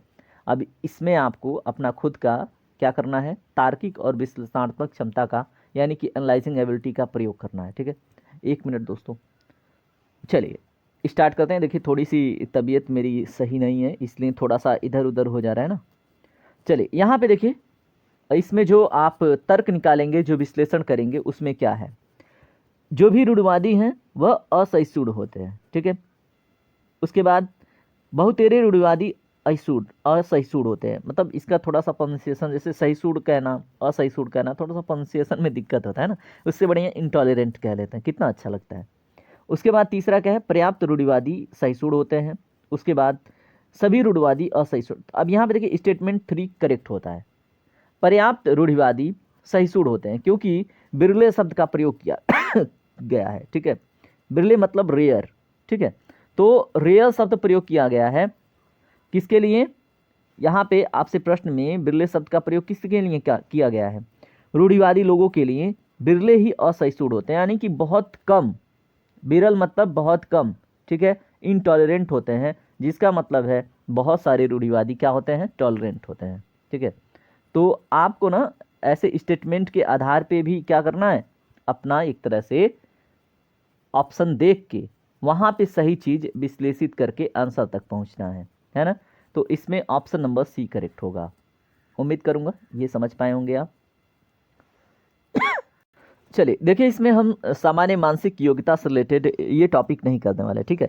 हम सिर्फ इंटरपर्सनल एंड कम्युनिकेशन स्किल और एनालॉजिकल, जो एक तरह से लॉजिकल और एनालिटिकल जो एबिलिटी है, ठीक है, और जो रीजनिंग है उसे देखेंगे। रीजनिंग मतलब मैथमेटिक्स नहीं, एनालॉजिकल रीजनिंग, ठीक है। तो अब चलिए हम अगले पेपर की तरफ चलते हैं और वहाँ पे इंपॉर्टेंट जो टॉपिक है उनको देखते हैं। चलिए जल्दी जल्दी बात करते हैं अपने इंटरपर्सनल एंड कम्युनिकेशन स्किल से रिलेटेड टॉपिक और एनालिटिकल रीजनिंग से रिलेटेड टॉपिक के ऊपर। वहाँ से आपके व्यवहारिक प्रश्न पूछे जाते हैं जो आप सामान्य बुद्धि का प्रयोग करके बड़ी आसानी से कर लेते हैं, है ना। तो देखिए इसमें पहला प्रश्न क्या है और इसको समझिए। In the process of communication the first step is, अगर आप कोई भी जैसे बात करना स्टार्ट करते हैं, ठीक है, तो पहला स्टेप क्या होता है, अब दिए गए ऑप्शन में से आपको चयन करना है, ठीक है। तो किसी भी प्रकार का कम्युनिकेशन हो सकता है ना। तो इसमें पहला स्टेप क्या होगा, दिए गए ऑप्शन में से इनकोडिंग, उसके बाद है मैसेज, डीकोडिंग, रिसीविंग। अब देखिए इनकोडिंग होता क्या है, कूट संकेतन, जैसे किसी मैसेज को कूट भाषा में लिखना, जैसे आपके रीजनिंग के क्वेश्चन होते हैं ना कूट में, तो वैसे ही किसी आप मैसेज को क्या करते हैं, इनकोड करते हैं, उसके बाद मैसेज करते हैं, उसके बाद डिकोड करते हैं और उसके बाद रिसीव होता है, ठीक है। तो इसमें सही चीज़ क्या है, पहला स्टेप क्या होता है दोस्तों, इसमें इनकोडिंग पहला स्टेप होता है, ठीक है। अब आपने कोई मैसेज इनकोड कर दिया, ठीक है। अब उस मैसेज को आप क्या करेंगे, मैसेज भेजेंगे, संदेश भेजेंगे, फिर वो मैसेज क्या होगा, रिसीव होगा, उसके बाद क्या होगा, उसको डिकोड किया जाएगा, ठीक है। तो ये क्रम हो जाएगा इस तरह से, ठीक है। इसमें पहला स्टेप क्या हो जाएगा, इनकोडिंग, ठीक है। तो याद रखिएगा, इस तरह से आपको क्वेश्चन सॉल्व करने होते हैं। उसके बाद प्रश्न नंबर 2 देखिए क्या है, find out the odd item from the aspects of communications given below, ठीक है। अब यहाँ पे भी आपको ऑड आइटम मतलब एक तरह से विषम स्थिति का चयन करना है, ठीक है। तो किसी भी संप्रेषण यानी कम्युनिकेशन के पक्षों में से जो बेमेल पद हैं दिए गए ऑप्शन में से वो क्या है, तो उसका चयन कीजिए। उम्मीद करूँगा अब आप इतने सक्षम हैं, आप कर लेंगे, है ना। तो इसमें जो पहुँच है, विषयों की प्राथमिकता है, बाधाएं हैं, व्यवहार का अर्थ है, ठीक है, तो इसमें ये नहीं है, यानी कि ऑप्शन नंबर डी करेक्ट होगा, ठीक है। जो कम्युनिकेशन में एक तरह से क्या है, ऑड आइटम है, तो आपने पकड़ लिया। यहाँ पे देखें एक्सेस, कोई भी क्या होता है, मैसेज या कम्युनिकेशन के थ्रू कोई भी मैसेज कोई एक्सेस कर पाता है ना। विषयों की प्राथमिकता, प्रियोरिटी ऑफ टॉपिक्स, जैसे कोई मैसेज जाता है तो उसमें विषयों की प्राथमिकता तय होती है, उसमें मैसेज भेजने पर या कम्युनिकेशन के दौरान बाधाएं उत्पन्न होती हैं। लेकिन मीनिंग ऑफ अ बिहेवियर, व्यवहार का क्या अर्थ है, उसमें उसमें कोई रोल नहीं है ना कम्युनिकेशन में। तो याद रखेंगे ये बेमेल टर्म था। प्रश्न नंबर 3 देखें, विच one of the following can create problems in building interpersonal relationship. जैसे अगर आप अंतर्वैयक्तिक संबंध स्थापित करना चाहते हैं तो निम्नलिखित में से कौन है जो समस्या उत्पन्न करेगा, तो बताएं दिए गए ऑप्शन में से। तो आपका जो शर्मीलापन है दोस्तों वो क्या करेगा, इंटरपर्सनल रिलेशनशिप स्थापित करने में क्या करेगा, दिक्कत करेगा, ठीक है। इंटरपर्सनल रिलेशन होता क्या है, जैसे आपका किसी के साथ, ठीक है, संबंध किसी भी प्रकार का संबंध हो सकता है, ठीक है, दोस्ती का हो सकता है या फिर प्यार मोहब्बत का हो सकता है ना। तो उसमें अगर आप शर्मीलापन है, शर्मीले हैं, तो अपने आप को प्रकट नहीं कर पाएंगे, अपनी भावनाओं को और अपनी इच्छाओं को और अपना जो भी आचरण है उसको सही से प्रकट नहीं कर पाएंगे, ठीक है। तो ये होगा ऑप्शन नंबर ए। चले इसमें जो आपका प्रश्न नंबर 4 है वो देखिए क्या है, communication that cuts across functions and levels in organisation is, ठीक है। तो किसी संगठन में जो कम्युनिकेशन है, संप्रेषण है, जो प्रकारों एवं स्तरों से परे जाता है वह है, तो वो क्या है दोस्तों, जो क्या होता है, cuts across functions and levels in an organisation is, वो क्या है दोस्तों, इसमें होता क्या है, डायगोनल जब कम्युनिकेशन होता है, ठीक है, यानी कि बिकॉर्ड जो संप्रेषण है वो क्या होता है, वो किसी संगठन में कम्युनिकेशन जो प्रकारों यानी कि जो फंक्शंस हैं और जो लेवल है उसके परे चला जाता है, तो उसको हम क्या बोलते हैं, डायगोनल कम्युनिकेशन, ठीक है, तो याद रखेंगे। बाकी इसमें upward communication, horizontal communication, downward communication सब समझेंगे हम, ठीक है। क्वेश्चन आएंगे आपके सामने, तो आप देखिए हॉरिजॉन्टल क्या है, अपवर्ड कम्युनिकेशन क्या है, डाउनवर्ड कम्युनिकेशन क्या है, आप इसको समझ सकते हैं। जैसे अगर जूनियर से बात करते हैं, सीनियर से बात करते हैं, अपने किसी मतलब टीममेट से यानी फिर अपने सिमिलर किसी से बात करते हैं, तो वहाँ पे ये कम्युनिकेशन, अपवर्ड कम्युनिकेशन क्या होता है, सीनियर से बात कर रहे हैं, हॉरिजॉन्टल कम्युनिकेशन अपने सहपाठी से बात कर रहे हैं, है ना, और डाउनवर्ड कम्युनिकेशन अपने जूनियर से बात कर रहे हैं ना, कोई भी मैसेज ट्रांसमिट करते हैं, या फिर यहाँ पे आप स्वयं हो सकते हैं, कोई ऑर्गेनाइजेशन हो सकता है, ठीक है। चलिए प्रश्न नंबर 5 में देखिए ध्यान से, यहाँ पे क्वेश्चन समझना ही थोड़ा चैलेंजिंग है ना। In which of the following patterns of interpersonal communication and equality relationship is maintained, but each person also has authority over different domains, ठीक है। अब इसका मतलब मैं समझाता हूँ आपको। अब ये जो अंतर्वैयक्तिक संप्रेषण है, कम्युनिकेशन है, कि निम्नलिखित प्रतिमानों में से किसमें समानता संबंध संपोषित होता है, ठीक है, परंतु प्रत्येक व्यक्ति के पास भिन्न क्षेत्र पर प्राधिकार भी होता है। अब दिए गए ऑप्शन में से आपको राइट आंसर का चयन करना है। तो दोस्तों जब आप बैलेंस स्प्लिट पैटर्न में होते हैं, ठीक है, तो वहाँ पे क्या होता है, कम्युनिकेशन लेवल, ठीक है, उसमें इक्वालिटी तो होती है और वहाँ पे इक्वल रिलेशनशिप भी मेंटेन होता है, लेकिन प्रत्येक व्यक्ति का each person also has authority over different domains, ठीक है। तो जब बैलेंस्ड और स्प्लिट पैटर्न होता है तब इस स्थिति की, ठीक है, मतलब इस स्थिति में आता है कम्युनिकेशन। प्रश्न नंबर 6 देखिए क्या है। In which of the following communication network each member of the group can communicate only with his nearest member. निम्नलिखित संप्रेषण संजालों में से किसमें समूह का प्रत्येक सदस्य केवल अपने से निकटतम सदस्य से ही कम्युनिकेशन कर सकता है। तो दोस्तों जब चेन नेटवर्क हो, देखिए स्पीड आप थोड़ा सा बढ़ा लेंगे अगर आपको लगता है कि स्पीड स्लो है, क्योंकि थोड़ा तबीयत ऐसी होने की वजह से मैं स्पीड मेंटेन नहीं कर पा रहा हूँ, ठीक है। प्रश्न नंबर 7 देखिए। When individuals feels that their behavior is being restricted, they respond in a way that can be called, ठीक है। तो जब व्यक्ति यह अनुभव करते हैं कि उनका जो व्यवहार है वो प्रतिबंधित किया जा सकता है, ठीक है, तो वे एक प्रकार से प्रतिक्रिया करते हैं जिसे कहा जा सकता है। जैसे मान लीजिए आपकी हंसोड़ प्रवृत्ति है, ठीक है, आप हंसमुख व्यक्ति हैं, या फिर अगर आप बातूनी व्यक्ति हैं, ठीक है, तो अगर आपको लगता है, ऐसा महसूस होता है कि ये जो आपका व्यवहार है, ठीक है, इसको रिस्ट्रिक्ट किया जा सकता है, ऐसे स्थिति में they respond in a way that can be called, तो ऐसे स्थिति में आप जिस प्रकार से रिस्पॉन्ड करेंगे, ठीक है, तो यह प्रतिक्रिया क्या कहा जाता है। तो दोस्तों इसको हम साइकोलॉजिकल क्या कहते हैं, साइकोलॉजिकल रिएक्टेंस कहते हैं, ठीक है, मनोवैज्ञानिक की प्रतिघात कहते हैं। चलिए बात करेंगे अगले टॉपिक पे। देखिए ये इंपॉर्टेंट था, आपको याद रखना है इसको। यहाँ पे देखें, the disclosure of personal of और नॉन पर्सनल, ठीक है, द डिस्क्लोजर ऑफ पर्सनल और non personal information in superior subordinate relationship is called, ठीक है। तो वरिष्ठ और कनिष्ठ संबंध में जो व्यक्तिक या गैर व्यक्तिक सूचना का प्रकटन है वो क्या कहलाता है। दोस्तों उसको हम कहते हैं इनफॉर्मेलिटी, यानी कि अनौपचारिकता, ठीक है, याद रखेंगे। डिस्क्लोजर ऑफ पर्सनल और non personal information in superior to subordinate relationship. जैसे मान लीजिए अगर आपने बीटेक करा हो या फिर बीएससी कुछ भी करा हो, तो अगर आपका कोई मतलब जूनियर है, ठीक है, और उसके साथ अपना पर्सनल और नॉन पर्सनल चीज़ें जो सूचनाएं हैं आप डिस्कस करते हैं, ठीक है, तो इस संबंध को क्या कहेंगे। तो दोस्तों ये इनफॉर्मेलिटी है, ठीक है, इसको अनौपचारिकता कहते हैं। फॉर्मेलिटी में दोस्तों पर्सनल चीज़ें पर्सनल और नॉन पर्सनल चीज़ें थोड़ा मेंटेन होती हैं, ठीक है, उसमें ध्यान रखा जाता है हमें अपने पर्सनल डिस्क्लोजर किसके साथ करने हैं, ठीक है, तो वहाँ पे प्रोफेशनैलिटी आता है, फॉर्मेलिटी आता है, लेकिन जब ऐसी स्थिति हो तो इसको हम इनफॉर्मेलिटी कहते हैं, ठीक है।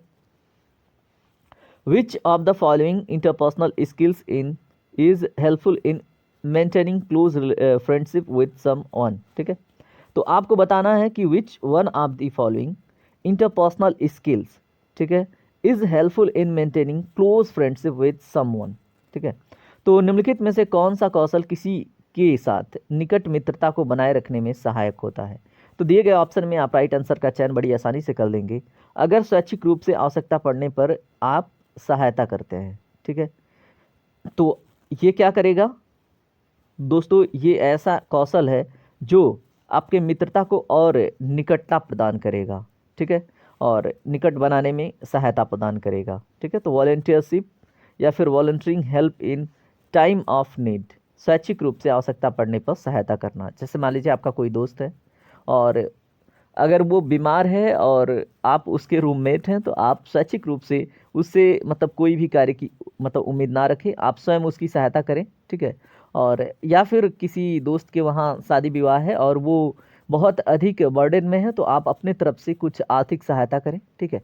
ये मित्रता को निकट लाएगा, ठीक है। तो यही तो बात है इसमें। चलिए अब हम बात कर लेते हैं डिसीजन मेकिंग से रिलेटेड, ठीक है, डिसीजन मेकिंग एबिलिटी एंड निर्णय क्षमता से रिलेटेड कुछ प्रश्नों पे। ये भी आपके एग्जाम में आएंगे और यहाँ से भी आपके प्रश्न बनेंगे। यहाँ पे देखें आपके सामने एक स्टेटमेंट है यानी एसेसन है और उसके बाद उसका रीज़न है। तो इसमें आपको सही कथन का चयन करना है। People and their problems are unique. Reason क्या है? Active listening conveys something to the person who is listen to, ठीक है। लोग और उनकी समस्याएं विलक्षण होती हैं, मतलब अद्वितीय होती हैं, ठीक है। जैसे डिफरेंट लोगों की जो प्रॉब्लम्स हैं वो अपनी अलग अलग होती हैं, ठीक है। अब इसमें कारण क्या है? सक्रिय जो श्रवण है, ठीक है, मतलब एक्टिव लिसनिंग उस व्यक्ति को जिसे सुना जा रहा है कुछ संप्रेषित करता है, ठीक है। तो दोस्तों इसमें आप वैसे ही सहज नहीं होंगे, ठीक है। तो इसमें जो राइट आंसर है वो क्या होगा? लोग और उनकी समस्याएं विलक्षण होती हैं, ये कथन है। कारण है सक्रिय श्रवण उस व्यक्ति को जिसे सुना जा रहा है कुछ संप्रेषित करता है, ठीक है। तो इसमें जो राइट आंसर है वो है आपका option number D, both correct है।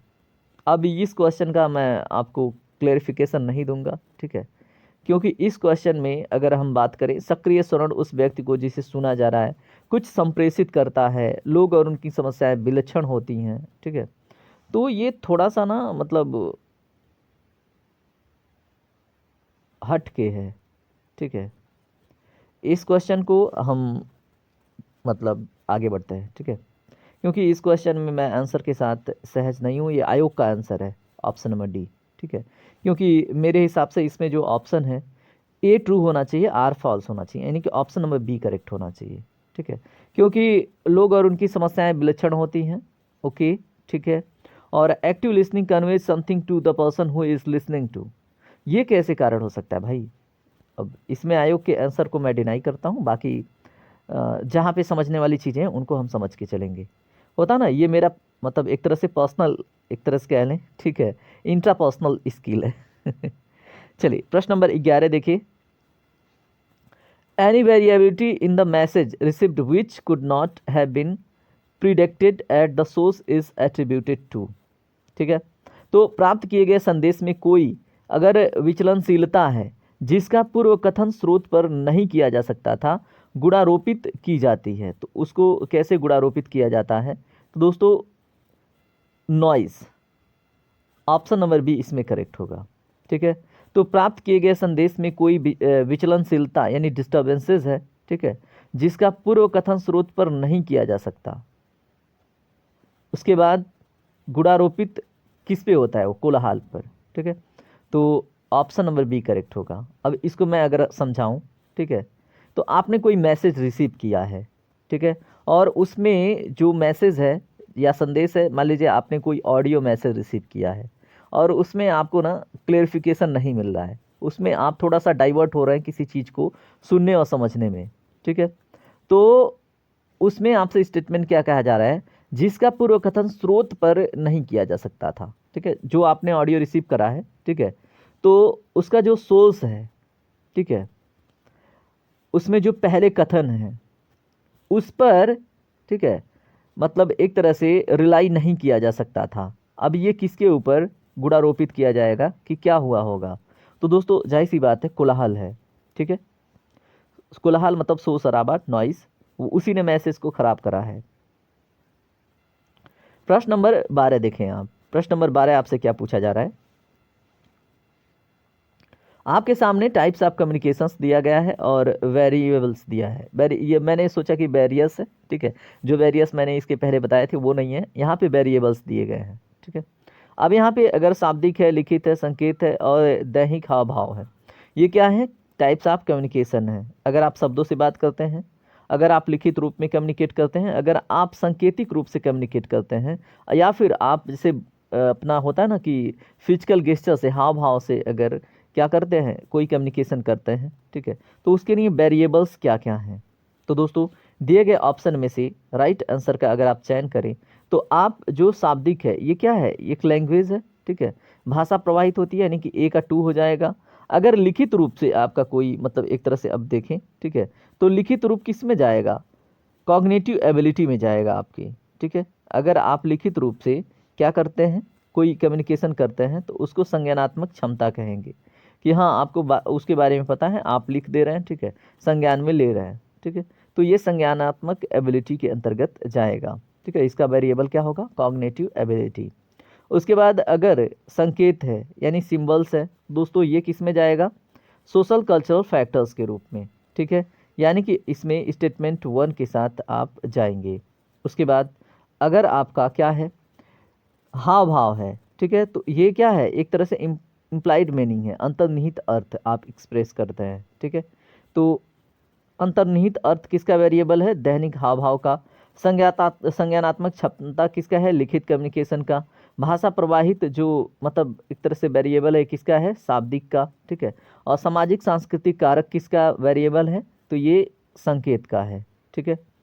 तो जैसे होता है ना कि ऐसे आप ओके का सिंबल बना लेते हैं या फिर आप हाथ जोड़ते हैं, ठीक है, तो वो हाथ जोड़ना एक तरह से किस प्रकार का कम्युनिकेशन है? दोस्तों आपने संकेत हाथ जोड़ के किया, जिसका मतलब क्या है? आपके समाज में सांस्कृतिक रूप से उस संकेत का कुछ अर्थ है, ठीक है, और वो क्या है? एक तरह से कम्युनिकेशन के रूप में प्रकट हो रहा है, ठीक है। तो चीज़ें क्लियर हो गई होंगी आपके दिमाग में।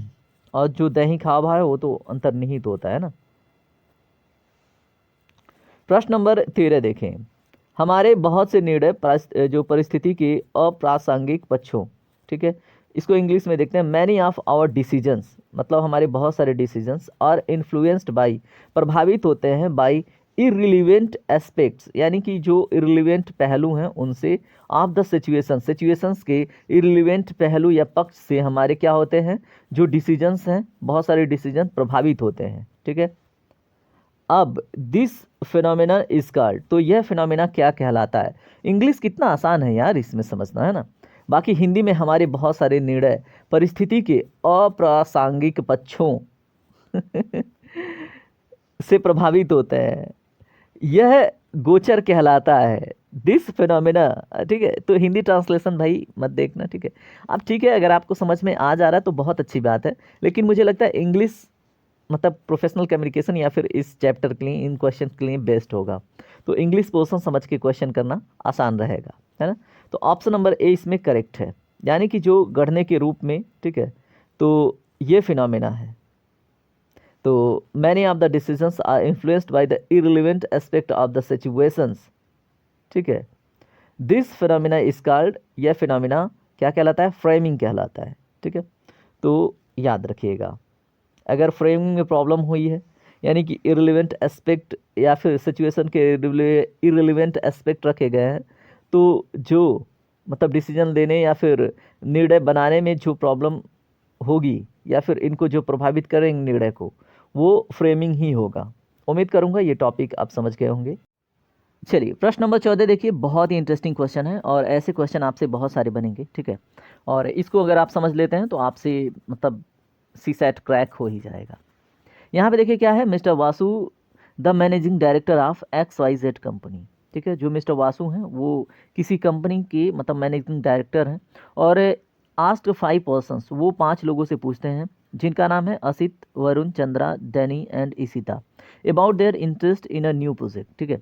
तो इसमें आपसे प्रश्न क्लियर है कि XYZ कंपनी के एक प्रबंध निर्देशक जिनका नाम है श्री वसु, ठीक है, इन्होंने 5 व्यक्तियों असित, वरुण, चंद्रा, डैनी और इशिता से अपने नए प्रोजेक्ट यानी परियोजना में उनकी इंटरेस्ट यानी अभिरुचि के संबंध में पूछा है, ठीक है, और उन्होंने कुछ उत्तर दिए हैं इन पांचों लोगों ने। तो उत्तर यहाँ पे लिखा गया है। असिता ने क्या रिप्लाई करा है, असित ने रिप्लाई करा है, हम में से किसी की रुचि नहीं है, ठीक है। वरुण ने क्या रिप्लाई करा है कि हम में से एक की रुचि है। चंद्रा ने रिप्लाई करा है कि हम में से दो की रुचि है। डैनी ने बोला है हम में से तीन की रुचि है। ईशिता ने बोला है हम में से चार की रुचि है। तो दोस्तों इनमें अब आपसे प्रश्न क्या बन रहा है कि अपने अनुभव के आधार पर श्री वसु जानते हैं कि जिनकी रुचि है केवल वही सत्य बोलते हैं और अन्य झूठ बोलते हैं। नई परियोजना में कितनी की रुचि है, ठीक है, ये आपसे अब प्रश्न बन रहा है, ठीक है। तो दोस्तों इसमें देखिए केवल ईशिता की अगर हम बात करें, ठीक है, तो ईशिता बोल रही हम में से चार की रुचि है, मतलब ये प्रोजेक्ट के लिए इंटरेस्टेड है।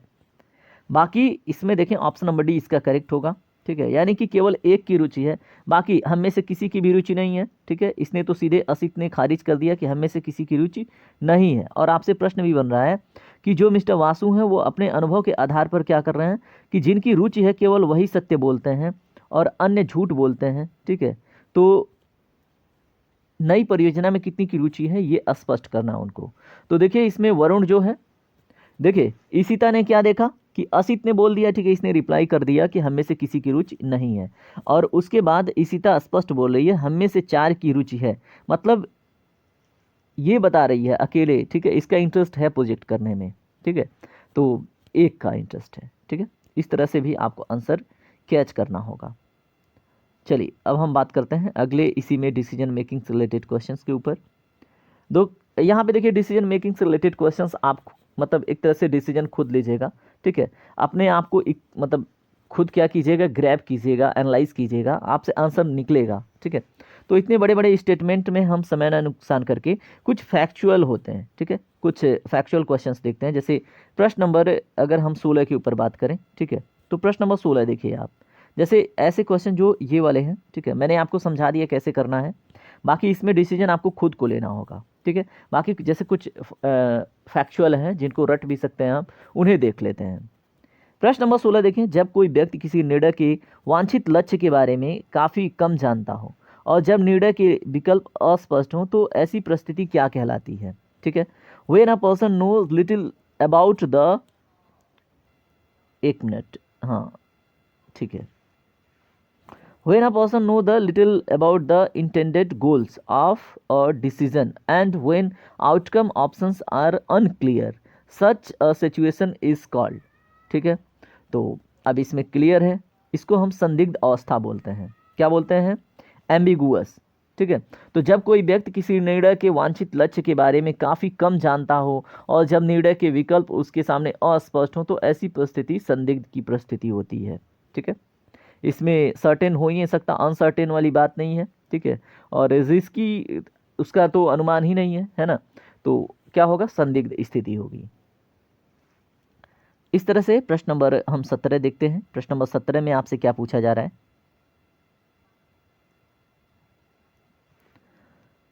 निम्नलिखित में से कौन समूह निर्णय लेने की विशेषता नहीं है, which of the following is not a characteristic of group decision making, ठीक है।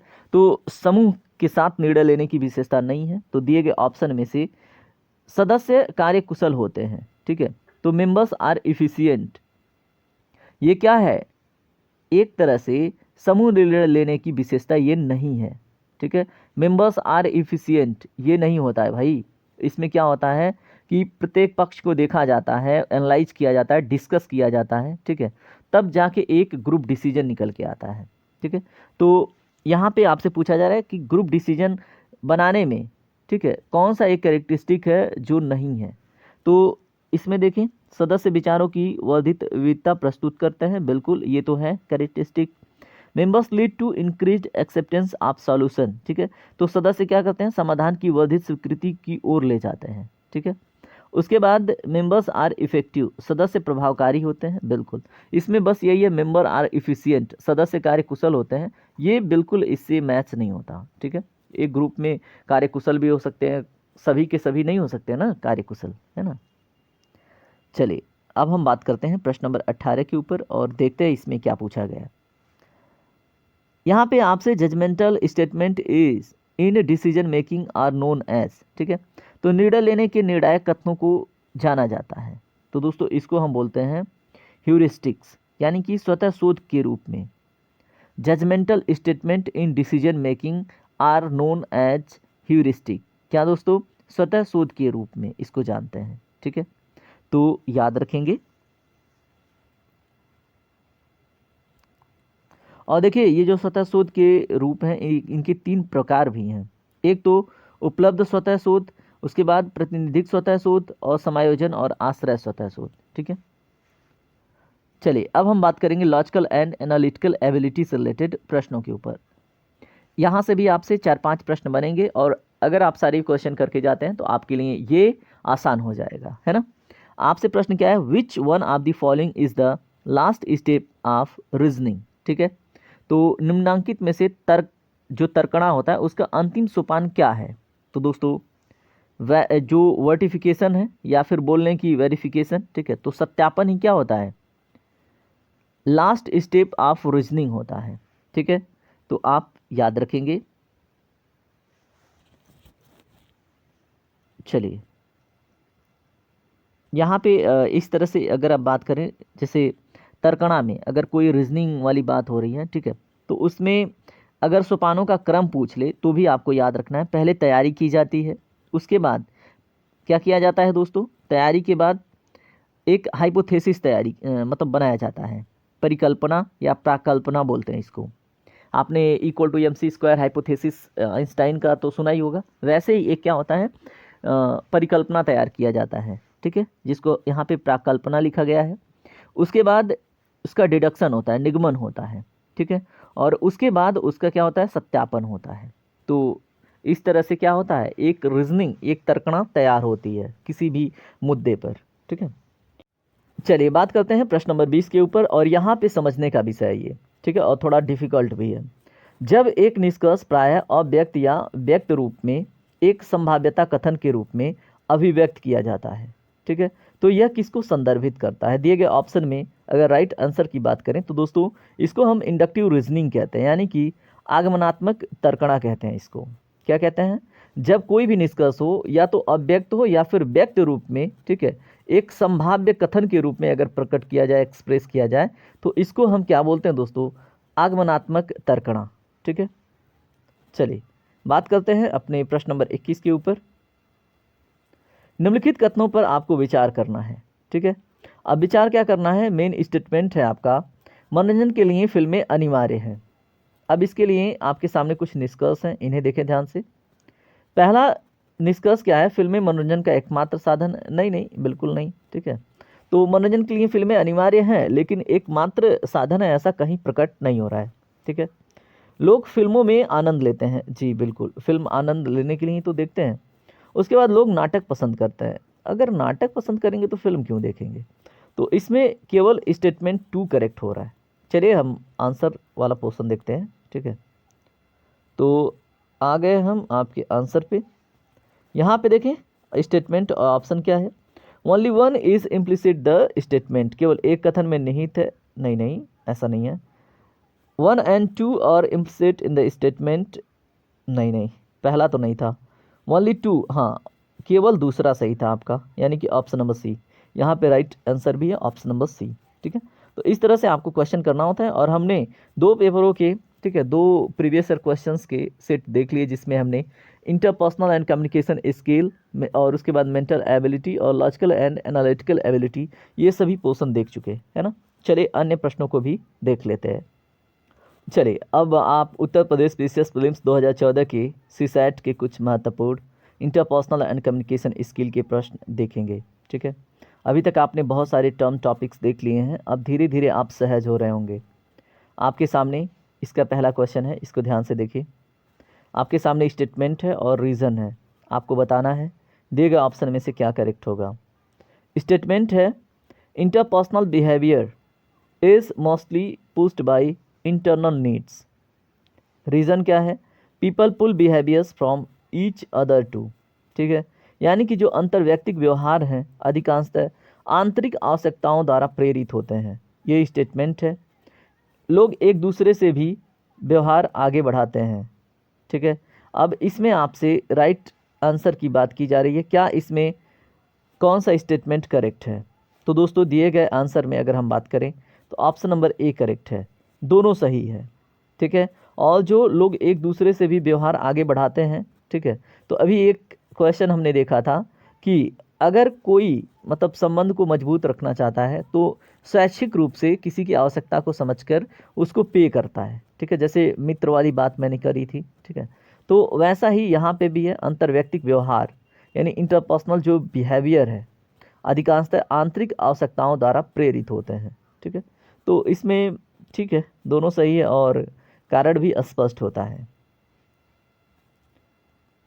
प्रश्न नंबर दूसरा देखिए इसमें क्या है,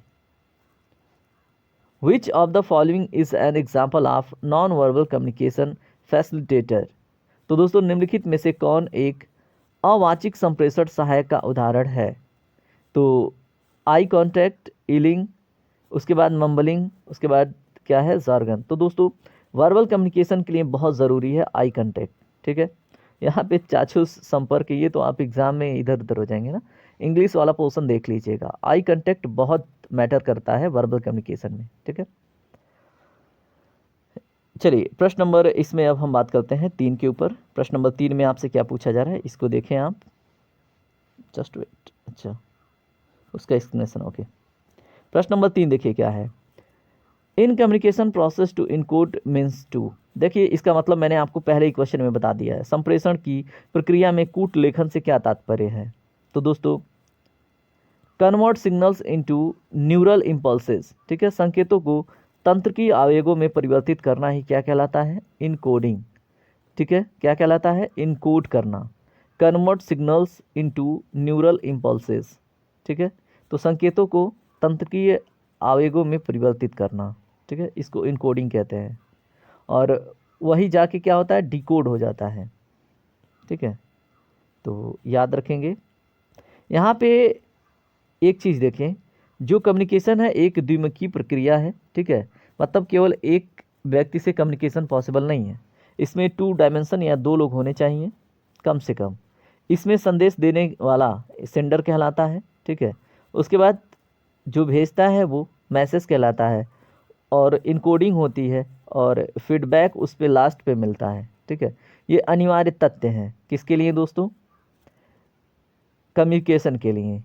ठीक है, क्या क्या ज़रूरी है, भेजने वाला चाहिए, रिसीवर भी चाहिए, मैसेज भी चाहिए, इनकोडिंग भी चाहिए, उसके बाद डिकोडिंग फैसिलिटी भी चाहिए, फीडबैक भी चाहिए। ये क्या अनिवार्य तथ्य हैं कम्युनिकेशन के। कम्युनिकेशन प्रक्रिया के अंतर्गत कूट लेखन के द्वारा संदेश को यानी वर्बल और जो नॉन वर्बल है उसको क्या किया जाता है, तांत्रिकी आयोग यानी कि न्यूरल इम्पल्सेस में कन्वर्ट किया जाता है। ठीक है, उसके बाद संदेश को भेजा जाता है। प्रश्न नंबर 4 देखिए क्या है, what is the context in terms of communication. संप्रेषण के संबंध में संदर्भ किसे कहते हैं। तो संदर्भ किसे कहते हैं, वाह नाइस क्वेश्चन है ना। तो इसमें दोस्तों जो फिजिकल और साइकोलॉजिकल इन्वायरमेंट फॉर कन्वर्सेशन होता है ना, उसी को हम कॉन्टेक्स्ट कहते हैं। ठीक है, तो वार्तालाप के लिए जो भौतिक और मनोवैज्ञानिक वातावरण होता है उसी को हम कॉन्टेक्स्ट कहते हैं। ठीक है, चलिए प्रश्न नंबर 5 देखिए आपसे क्या पूछा जा रहा है, पेल्ज इफेक्ट किससे संदर्भित है, किससे, ये किसको स्पष्ट करता है। दोस्तों ये एग्जाम में कई बार पूछा भी गया है, तो आप याद रखेंगे। जैसे मान लीजिए कोई आपका सुपीरियर है, ठीक है, वो क्या करता है, आपको सपोर्ट करता है संयुक्त रूप से, और क्या करता है, आप जब आगे बढ़ते हैं, ठीक है, और आपके आगे बढ़ने में वो आपको मतलब एक तरह से प्रभावित करता है, उसका सपोर्ट। ठीक है, उसी को बोलते हैं पेल्ज इफेक्ट। इसी को superior supportiveness combined with adequate upward influence कहते हैं। ऑप्शन नंबर डी करेक्ट होगा। चलिए प्रश्न नंबर 6 देखिए क्या है, स्टेटमेंट दिया है और उसके बाद उसके लिए रीजन दिया है। स्टेटमेंट क्या है, रेगुलेटिव रूल्स ऑफ कम्युनिकेशन। ठीक है, regulative rules of communication tell us what we should and should not to do. ठीक है, तो संप्रेषण के जो नियामक हैं, नियम हमें यह बताते हैं कि हमें क्या करना है और क्या नहीं करना चाहिए। इसके लिए कारण क्या है, कम्युनिकेशन में अंतःक्रियाओं की संरचना और समन्वयन आवश्यक है। तो दोस्तों दोनों ज़रूरी हैं, और जो कारण है वो मतलब स्टेटमेंट 1 को स्पष्ट करता है। इस तरह से दिए गए ऑप्शन में आपका राइट आंसर आपका क्या हो जाएगा, both A and R true हैं और R is the correct explanation. ठीक है, प्रश्न नंबर 6 हमने देख लिया। प्रश्न नंबर 7 देखते हैं। प्रश्न नंबर 7 क्या पूछा जा रहा है, two skills associated with being a good listener are the ability. ठीक है, तो अच्छे श्रोता बनने के लिए जो दो कौशल संबंधित हैं वो हैं, क्या हैं, आपके सामने ऑप्शन आएंगे और बताएं। दिए गए ऑप्शन में दोस्तों गुड लिसनर बनने के लिए आपके दो महत्वपूर्ण गुण क्या है, ध्यान देना तथा प्रतिपुष्टि प्रदान करना। ठीक है, to pay attention and to provide feedback. ठीक है, तो ये है इसमें दो ज़रूरी तत्व अच्छे श्रोता है। तो ठीक है, तो अच्छा श्रोता बनना है तो आपको ध्यान देना होगा और फीडबैक आपको अच्छा देना होगा। अच्छा नहीं, जो भी फीडबैक हो अच्छे तरीके से देना होगा। प्रश्न नंबर 8 देखें क्या है, a technique that might be used by an active listener is to. एक सक्रिय श्रोता द्वारा एक तकनीकी जिसे प्रयोग में लाया जा सकता है वह है, तो दोस्तों उसको हम क्या बोलते हैं, वक्ता के शब्दों को अन्य शब्दों में व्यक्त करना। ठीक है, तो इस तरह से हमने इसको देख लिया। ठीक है, तो a technique that might be used by an active listener is to. ठीक है, तो एक्टिव लिसनर के द्वारा कौन सी तकनीकी का प्रयोग किया जाए, तो इसमें वक्ता के शब्दों को अन्य शब्दों में व्यक्त करना। ठीक है, तो इसी को कहते हैं एक्टिव लिसनर। ठीक है, प्रश्न नंबर 9 देखिए क्या है, अ मैसेज इज, जो संदेश है वो क्या होता है, तो दोस्तों ये एक सुस्पष्ट संकेत जो कोलाहल स्तर से ऊपर हो उसी को हम मैसेज कहते हैं। ये कंस्पिक्यूअस सिग्नल मतलब एक सुस्पष्ट, कंस्पिक्यूअस मतलब एक सुस्पष्ट सिग्नल यानी संकेत जो कोलाहल यानी शोर शराबे नॉइज से ऊपर हो, उसमें मतलब नॉइज ना हो, उसी को हम क्या कहते हैं, मैसेज कहते हैं। ठीक है, प्रश्न नंबर 10 देखिए क्या पूछा जा रहा है आपसे। प्रश्न नंबर 9 हमने देख लिया जी। प्रश्न नंबर 10 के रूप में देखिए आपसे अगला प्रश्न क्या पूछा जा रहा है, इफेक्टिव लिसनिंग इंक्लूड्स, जो प्रभावी श्रवण है वो किसको मतलब समावेश करता है। देखिए यहाँ पे लिसनिंग से रिलेटेड कई सारे प्रश्न बन गए हैं, है ना, तो राइट आंसर है इसमें option number D. Effective listening किसको इंक्लूड करता है, अपने संदेश की समझ की पुष्टिकरण को। ठीक है, तो जो भी आप मतलब एक तरह से समझते हैं जो भी संदेश आया उसका पुष्टिकरण करना जरूरी है, confirming one's understanding of a message. ठीक है, तो उसी को बोलते हैं इफेक्टिव लिसनिंग। ठीक है, क्या करता है, किसको वो इंक्लूड करता है, अपने संदेश की समझ की पुष्टिकरण को। प्रश्न नंबर 21 देखें, सॉरी 11 देखें क्या पूछा जा रहा है आपसे, some components of the human communication process are given below. ठीक है, ओके दिया है, select the correct sequence of their occurrence in communication process. ये इसके ऊपर हमने चर्चा किया था। ठीक है, कि क्या क्रम होना चाहिए।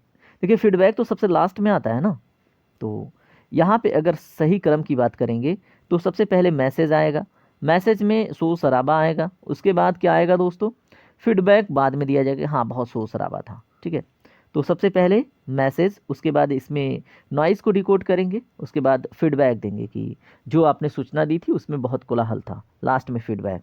तो ये सही क्रम क्या होगा कम्युनिकेशन का, ऑप्शन नंबर सी, 2 3 1। ठीक है,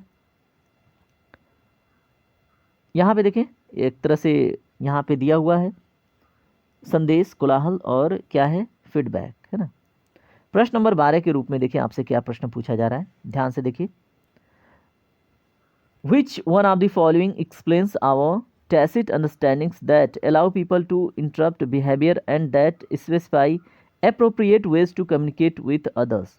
ठीक है, अब यहाँ पे क्या है, निम्नलिखित में से कौन हमारे अंतर्निहित व्यावधों को स्पष्ट करता है जो लोगों के व्यवहार की व्याख्या करने का ध्यान रखता है और जो दूसरों से संप्रेषण करने के समुचित तरीकों को स्पष्ट करता है। तो दोस्तों इसका जो right answer option number C है, जो कम्युनिकेशन का रोल है। ठीक है, चलिए प्रश्न नंबर 13 देखते हैं। प्रश्न नंबर 13 में आपसे क्या पूछा जा रहा है, इन इंटरपर्सनल कम्युनिकेशंस एथिक्स। ठीक है, अंतर्वैयक्तिक संप्रेषण में नीति शास्त्र क्या है, तो दोस्तों विचारने योग्य है। ठीक है, तो इज़ वर्थ कंसिडरिंग, कम्युनिकेशन में एथिक्स क्या है, इज़ वर्थ कंसिडरिंग, बहुत ज़रूरी है इसको विचार करना। ठीक है, एथिक्स को, अदरवाइज कम्युनिकेशन मतलब गलत डायरेक्शन में जा सकता है ना। चमाट भी पड़ सकती है गलत शब्दों के चयन से, तो इसलिए एथिक्स मेंटेन करना है। चलिए प्रश्न नंबर 14 देखिए। अब decision making abilities related questions देखिए। आपको क्या करना है, यहाँ पे दिया है निगेटिव पर्सनल बिहेवियर और यहाँ पे कारण दिया है, ठीक है, कि नकारात्मक निजी व्यवहार और कारण इसमें क्या हो सकता है, ठीक है। तो इसको आप स्पष्ट रूप से देखिए और यहाँ पे देखिए आपको कूट भी मिलेगा, ठीक है। तो अब यहाँ से मिलान करके आंसर का चयन कीजिए। गले के पीछे एक हाथ रखना, ठीक है, ये निगेटिव पर्सनल बिहेवियर है, नकारात्मक निजी व्यवहार है। गले के पीछे, ठीक है, एक हाथ रखना। अब इसके पीछे कारण क्या है, इसमें कारण क्या हो सकता है? गले के पीछे जब आप एक हाथ रखते हैं तो इसका एक तरह से कारण होता है असहमति, यानी कि डिसएग्रीमेंट। कोई भी आपके सामने कोई बात है, ठीक है, तो आप जब गले के पीछे हाथ रखते हैं, ठीक है, ये मतलब एक तरह से निगेटिव पर्सनल बिहेवियर है। उसके बाद अगर हम बात करें आंखें सिकोड़ना, ठीक है, ये भी क्या है, निगेटिव पर्सनल बिहेवियर है जो कुछ प्रकट करता है कम्युनिकेशन में।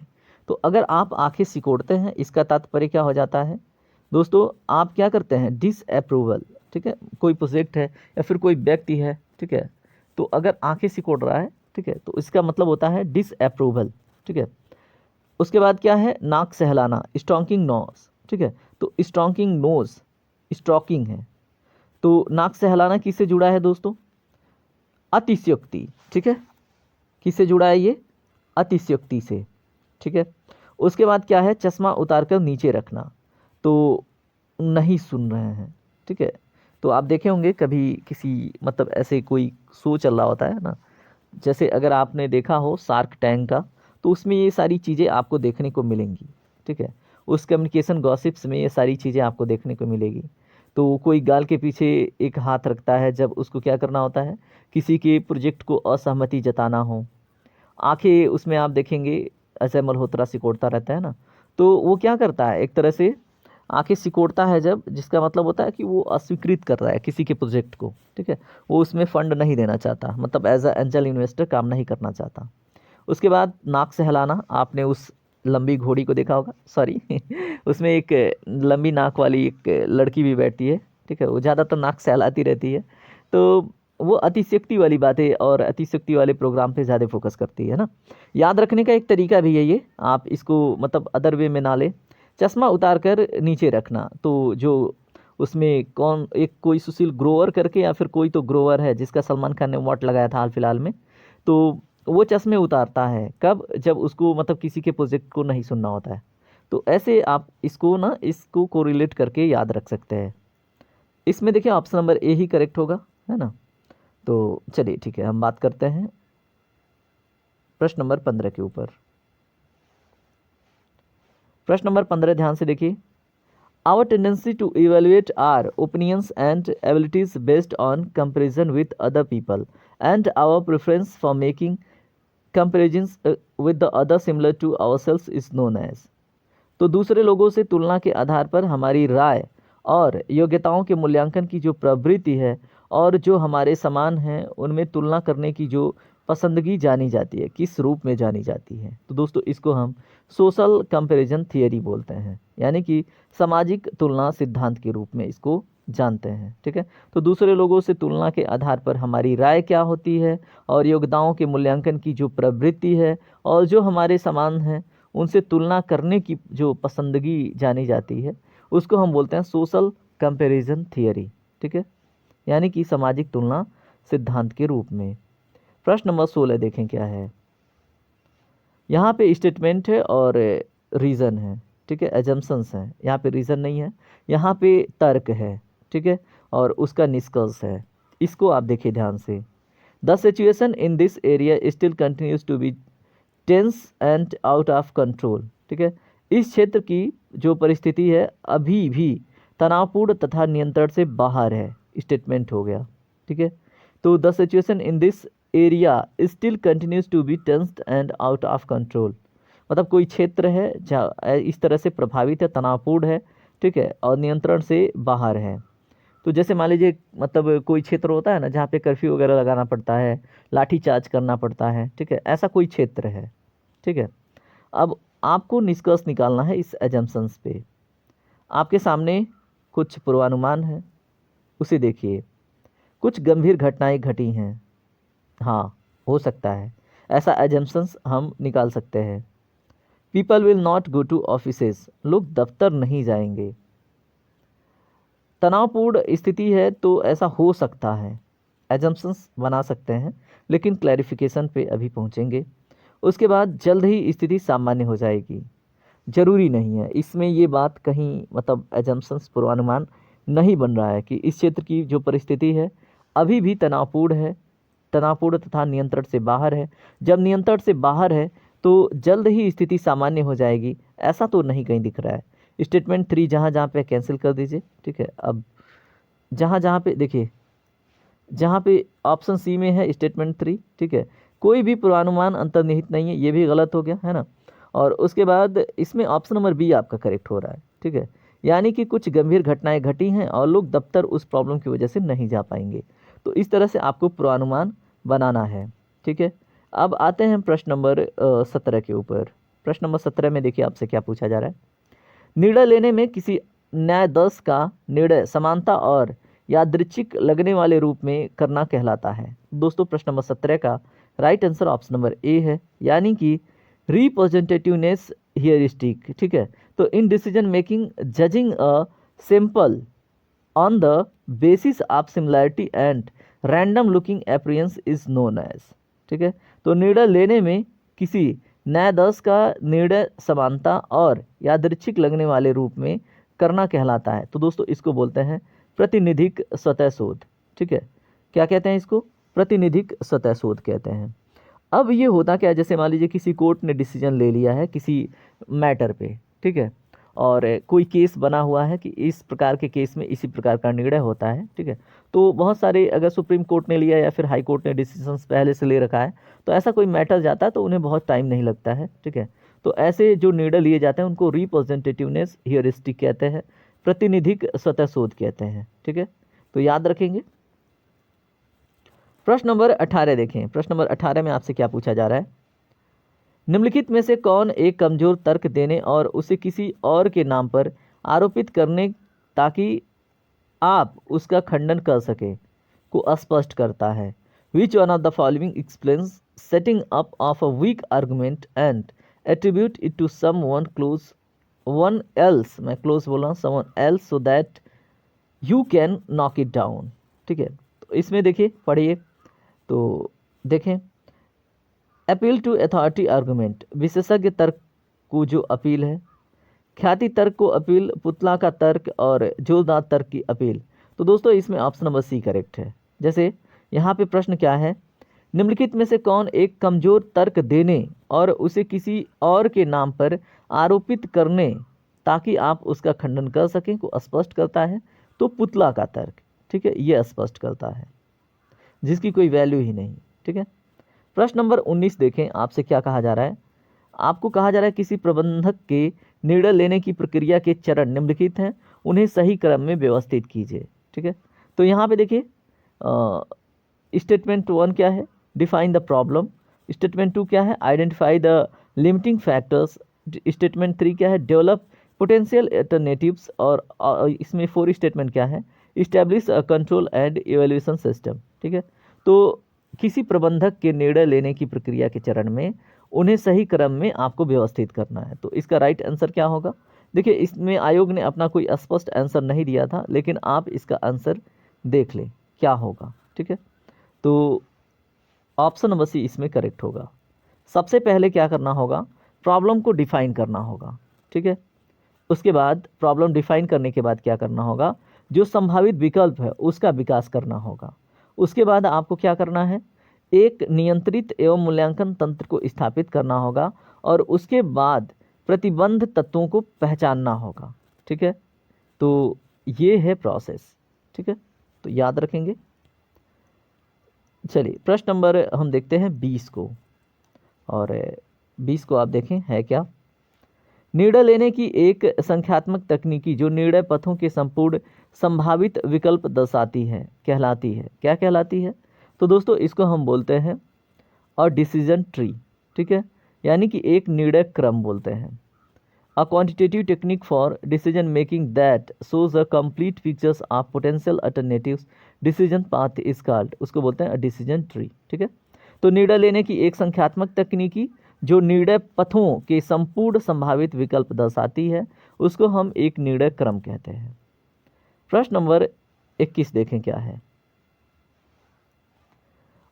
all except one of the following are important strategy that a manager can use to create a more effective decision making environment। ठीक है, तो यहाँ पे बात हो रही है एक मैनेजर की। ठीक है, इसमें आपको बताना है कि एक को छोड़कर, ठीक है, निम्नलिखित में से एक को छोड़कर सभी एक मैनेजर या प्रबंधक को प्रभावी निर्णय लेने के लिए वातावरण बनाने के प्रमुख कौशलपूर्ण योजना है। तो इसमें वो कौन है जो नहीं है कि जो डिसीजन मेकिंग में प्रॉब्लम क्रिएट कर सकता है या फिर उसका पार्ट ही नहीं है।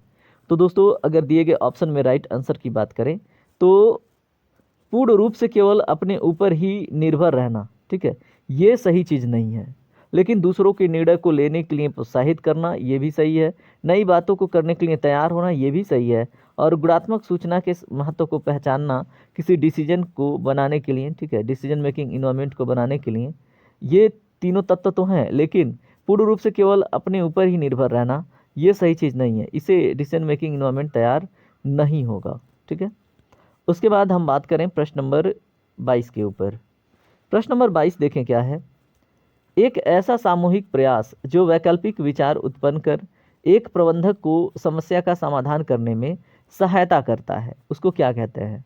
तो a group effort of generating alternative ideas that can help a manager solve a problem is called, क्या कहते हैं उसको। तो दोस्तों इसको कहते हैं ब्रेन स्टॉर्मिंग। ठीक है, तो याद रखेंगे, यानी कि एक ऐसा सामूहिक प्रयास जो वैकल्पिक विचार उत्पन्न कर एक प्रबंधक को समस्या का समाधान करने में सहायता करता है उसको हम ब्रेन स्टॉर्मिंग यानी मस्तिष्कीय झंझायन भी कहते हैं। जैसे आप बैठ के मेंस में कॉपी लिख रहे हैं, ठीक है, और अगर आपकी ब्रेन स्टॉर्मिंग कैपेबिलिटी नहीं है तो आप किसी क्वेश्चन के बारे में कुछ स्पष्ट नहीं कर पाएंगे, है ना।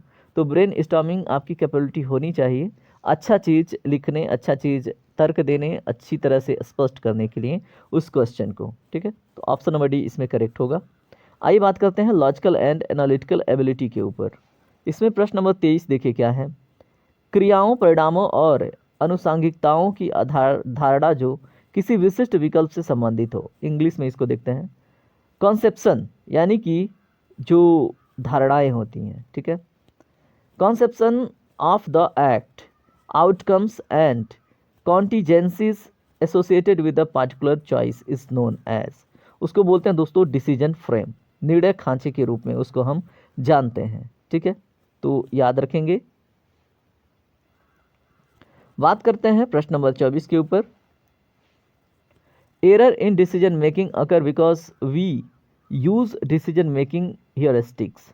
ठीक है, तो निर्णय जो निर्माण में त्रुटियां हैं इस कारण होती हैं क्योंकि हम निर्णय निर्माण स्वतः शोध का उपयोग करते हैं। ठीक है, तो इसमें आपके सामने देखिए अभी मैंने गुड डिसीजन मेकिंग के लिए इन्वायरमेंट तैयार किया था, तो इसमें राइट आंसर क्या हो जाएगा, without taking care of other aspect, है ना।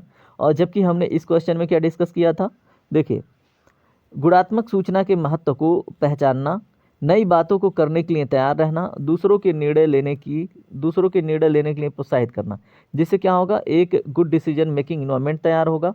और यही क्वेश्चन देखिए यहाँ पे दूसरे रूप में आ गया, error in decision making occurs because we use decision making heuristics. अब इसमें क्या है, option number D, without taking care of other aspect. ठीक है, चलिए 2015 से 2023 तक के जो भी इंटरपर्सनल कम्युनिकेशन के इंपॉर्टेंट क्वेश्चन हैं उनको वन लिनियर फॉर्मेट में देखिए। यहाँ पे देखिए पहला क्वेश्चन क्या है, अंतर्व्यक्तिक संचार किसे कहते हैं। दो या दो से अधिक व्यक्तियों के विचारों और भावनाओं का आदान प्रदान क्या कहलाता है, अंतर्व्यक्तिक संचार कहलाता है। संचार प्रक्रिया का मुख्य तत्व क्या होता है, तो दोस्तों संदेश होता है।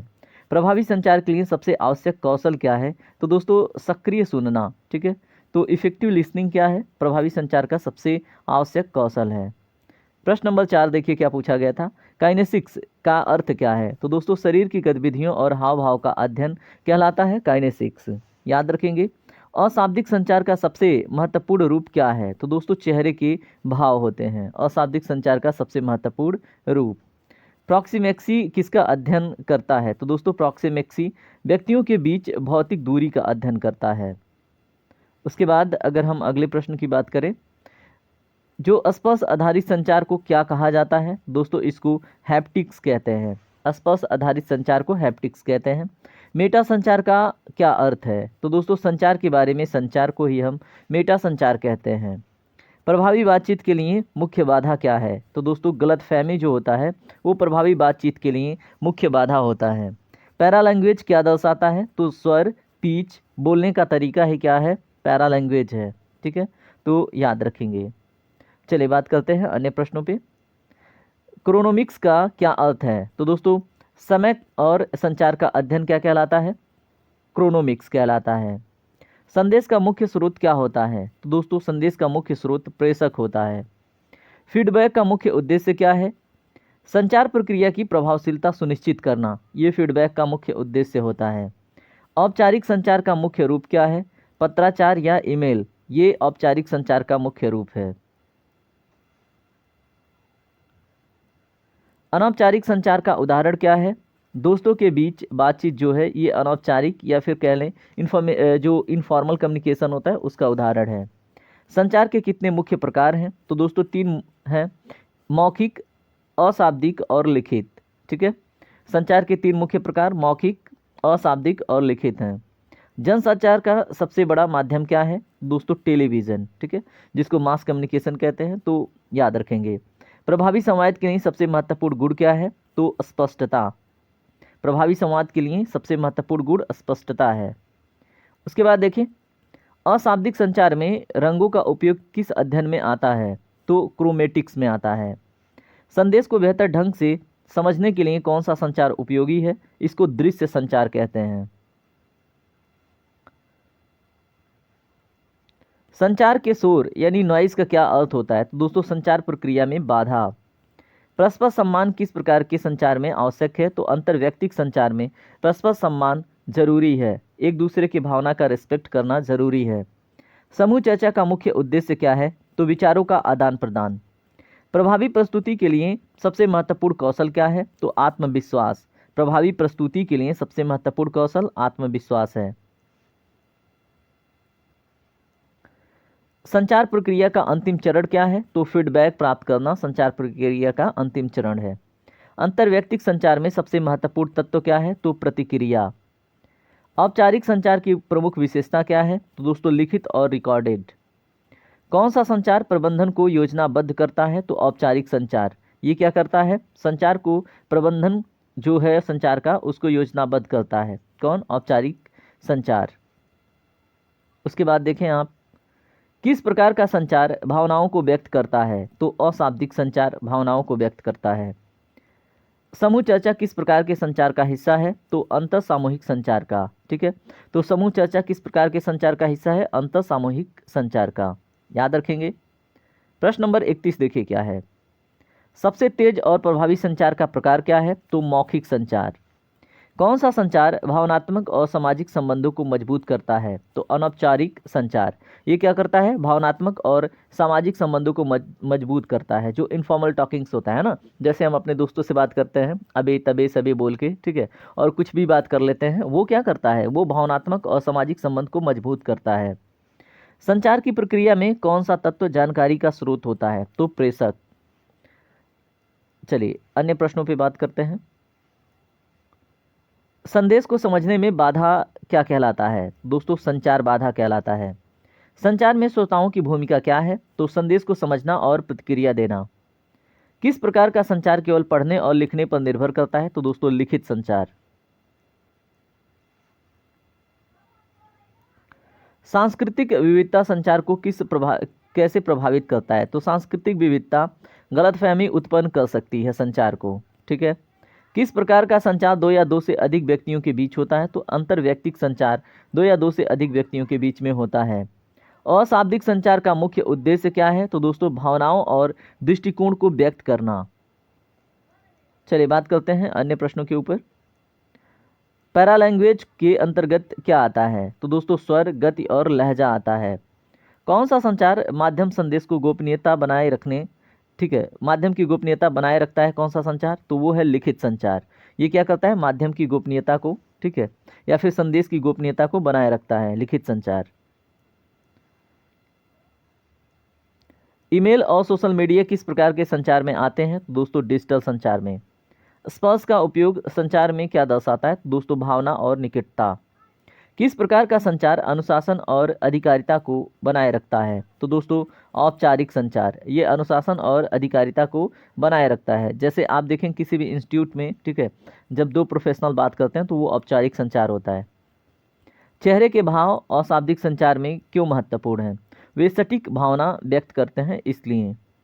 संचार का कौन सा माध्यम संगठनात्मक स्तर पर उपयोगी है, तो दोस्तों लिखित और डिजिटल जो एक तरह से संचार का जो माध्यम है ये संगठनात्मक स्तर पर उपयोगी है। किस प्रकार का संचार व्यक्तिगत बातचीत में मदद करता है, तो दोस्तों मौखिक और अंतर्व्यक्तिक। संदेश भेजने और प्राप्त करने के बीच समय अंतराल को क्या कहते हैं, तो दोस्तों इसको कहते हैं प्रतिक्रिया समय, ठीक है, याद रखेंगे। कौन सा तत्व संचार में सबसे महत्वपूर्ण है, तो ये है स्पष्टता। प्रभावी संचार के लिए सबसे महत्वपूर्ण कौशल क्या है, तो दोस्तों सुनने और प्रतिक्रिया देने की क्षमता, ठीक है। और एक चीज़ और याद रखेंगे, देखिए आज का सेशन यहीं पे कंप्लीट होता है, इतना तैयार करके जाइए, आपसे प्रश्न नहीं छूटेंगे, ठीक है। इन सभी पॉइंट्स को आप माध्यम बना के सभी प्रश्नों को हल कर लेंगे। अगर इसमें देखेंगे मैक्सिमम क्वेश्चन डायरेक्ट भी आपको मिलेंगे और बहुत सारे क्वेश्चन आप इनडायरेक्टली इस सेशन की सहायता से आप कर पाएंगे, ठीक है। तो एक प्रश्न और, जैसे मान लीजिए आप किसी मतलब ऑफिस में कार्यरत हैं, ठीक है, और उसके बावजूद भी आप क्या करते हैं, दूसरे कार्यों में यानी अपने व्यक्तिगत कार्यों में लिप्त हैं, ऑफिस के कार्य में यानी ऑफिस में बैठकर, तो उसको ग्रैप वाइन्स कहते हैं। प्रोफेशनल कम्युनिकेशन में क्या कहते हैं दोस्तों, ग्रैप वाइन, याद रखेंगे। इस तरह से आज का सेशन कंप्लीट होता है और अब मिलेंगे हम ऐसे ही किसी अन्य महत्वपूर्ण सेशन में। तब तक के लिए अपना ख्याल रखें। जय हिंद, जय भारत। अब मैं आपसे रिक्वेस्ट करूंगा, अगर आपको वीडियो इन्फॉर्मेटिव लगती है, पसंद आती है, तो वीडियो को लाइक करें, चैनल को सब्सक्राइब करके हमसे ज़रूर जुड़ें। Thank you very much.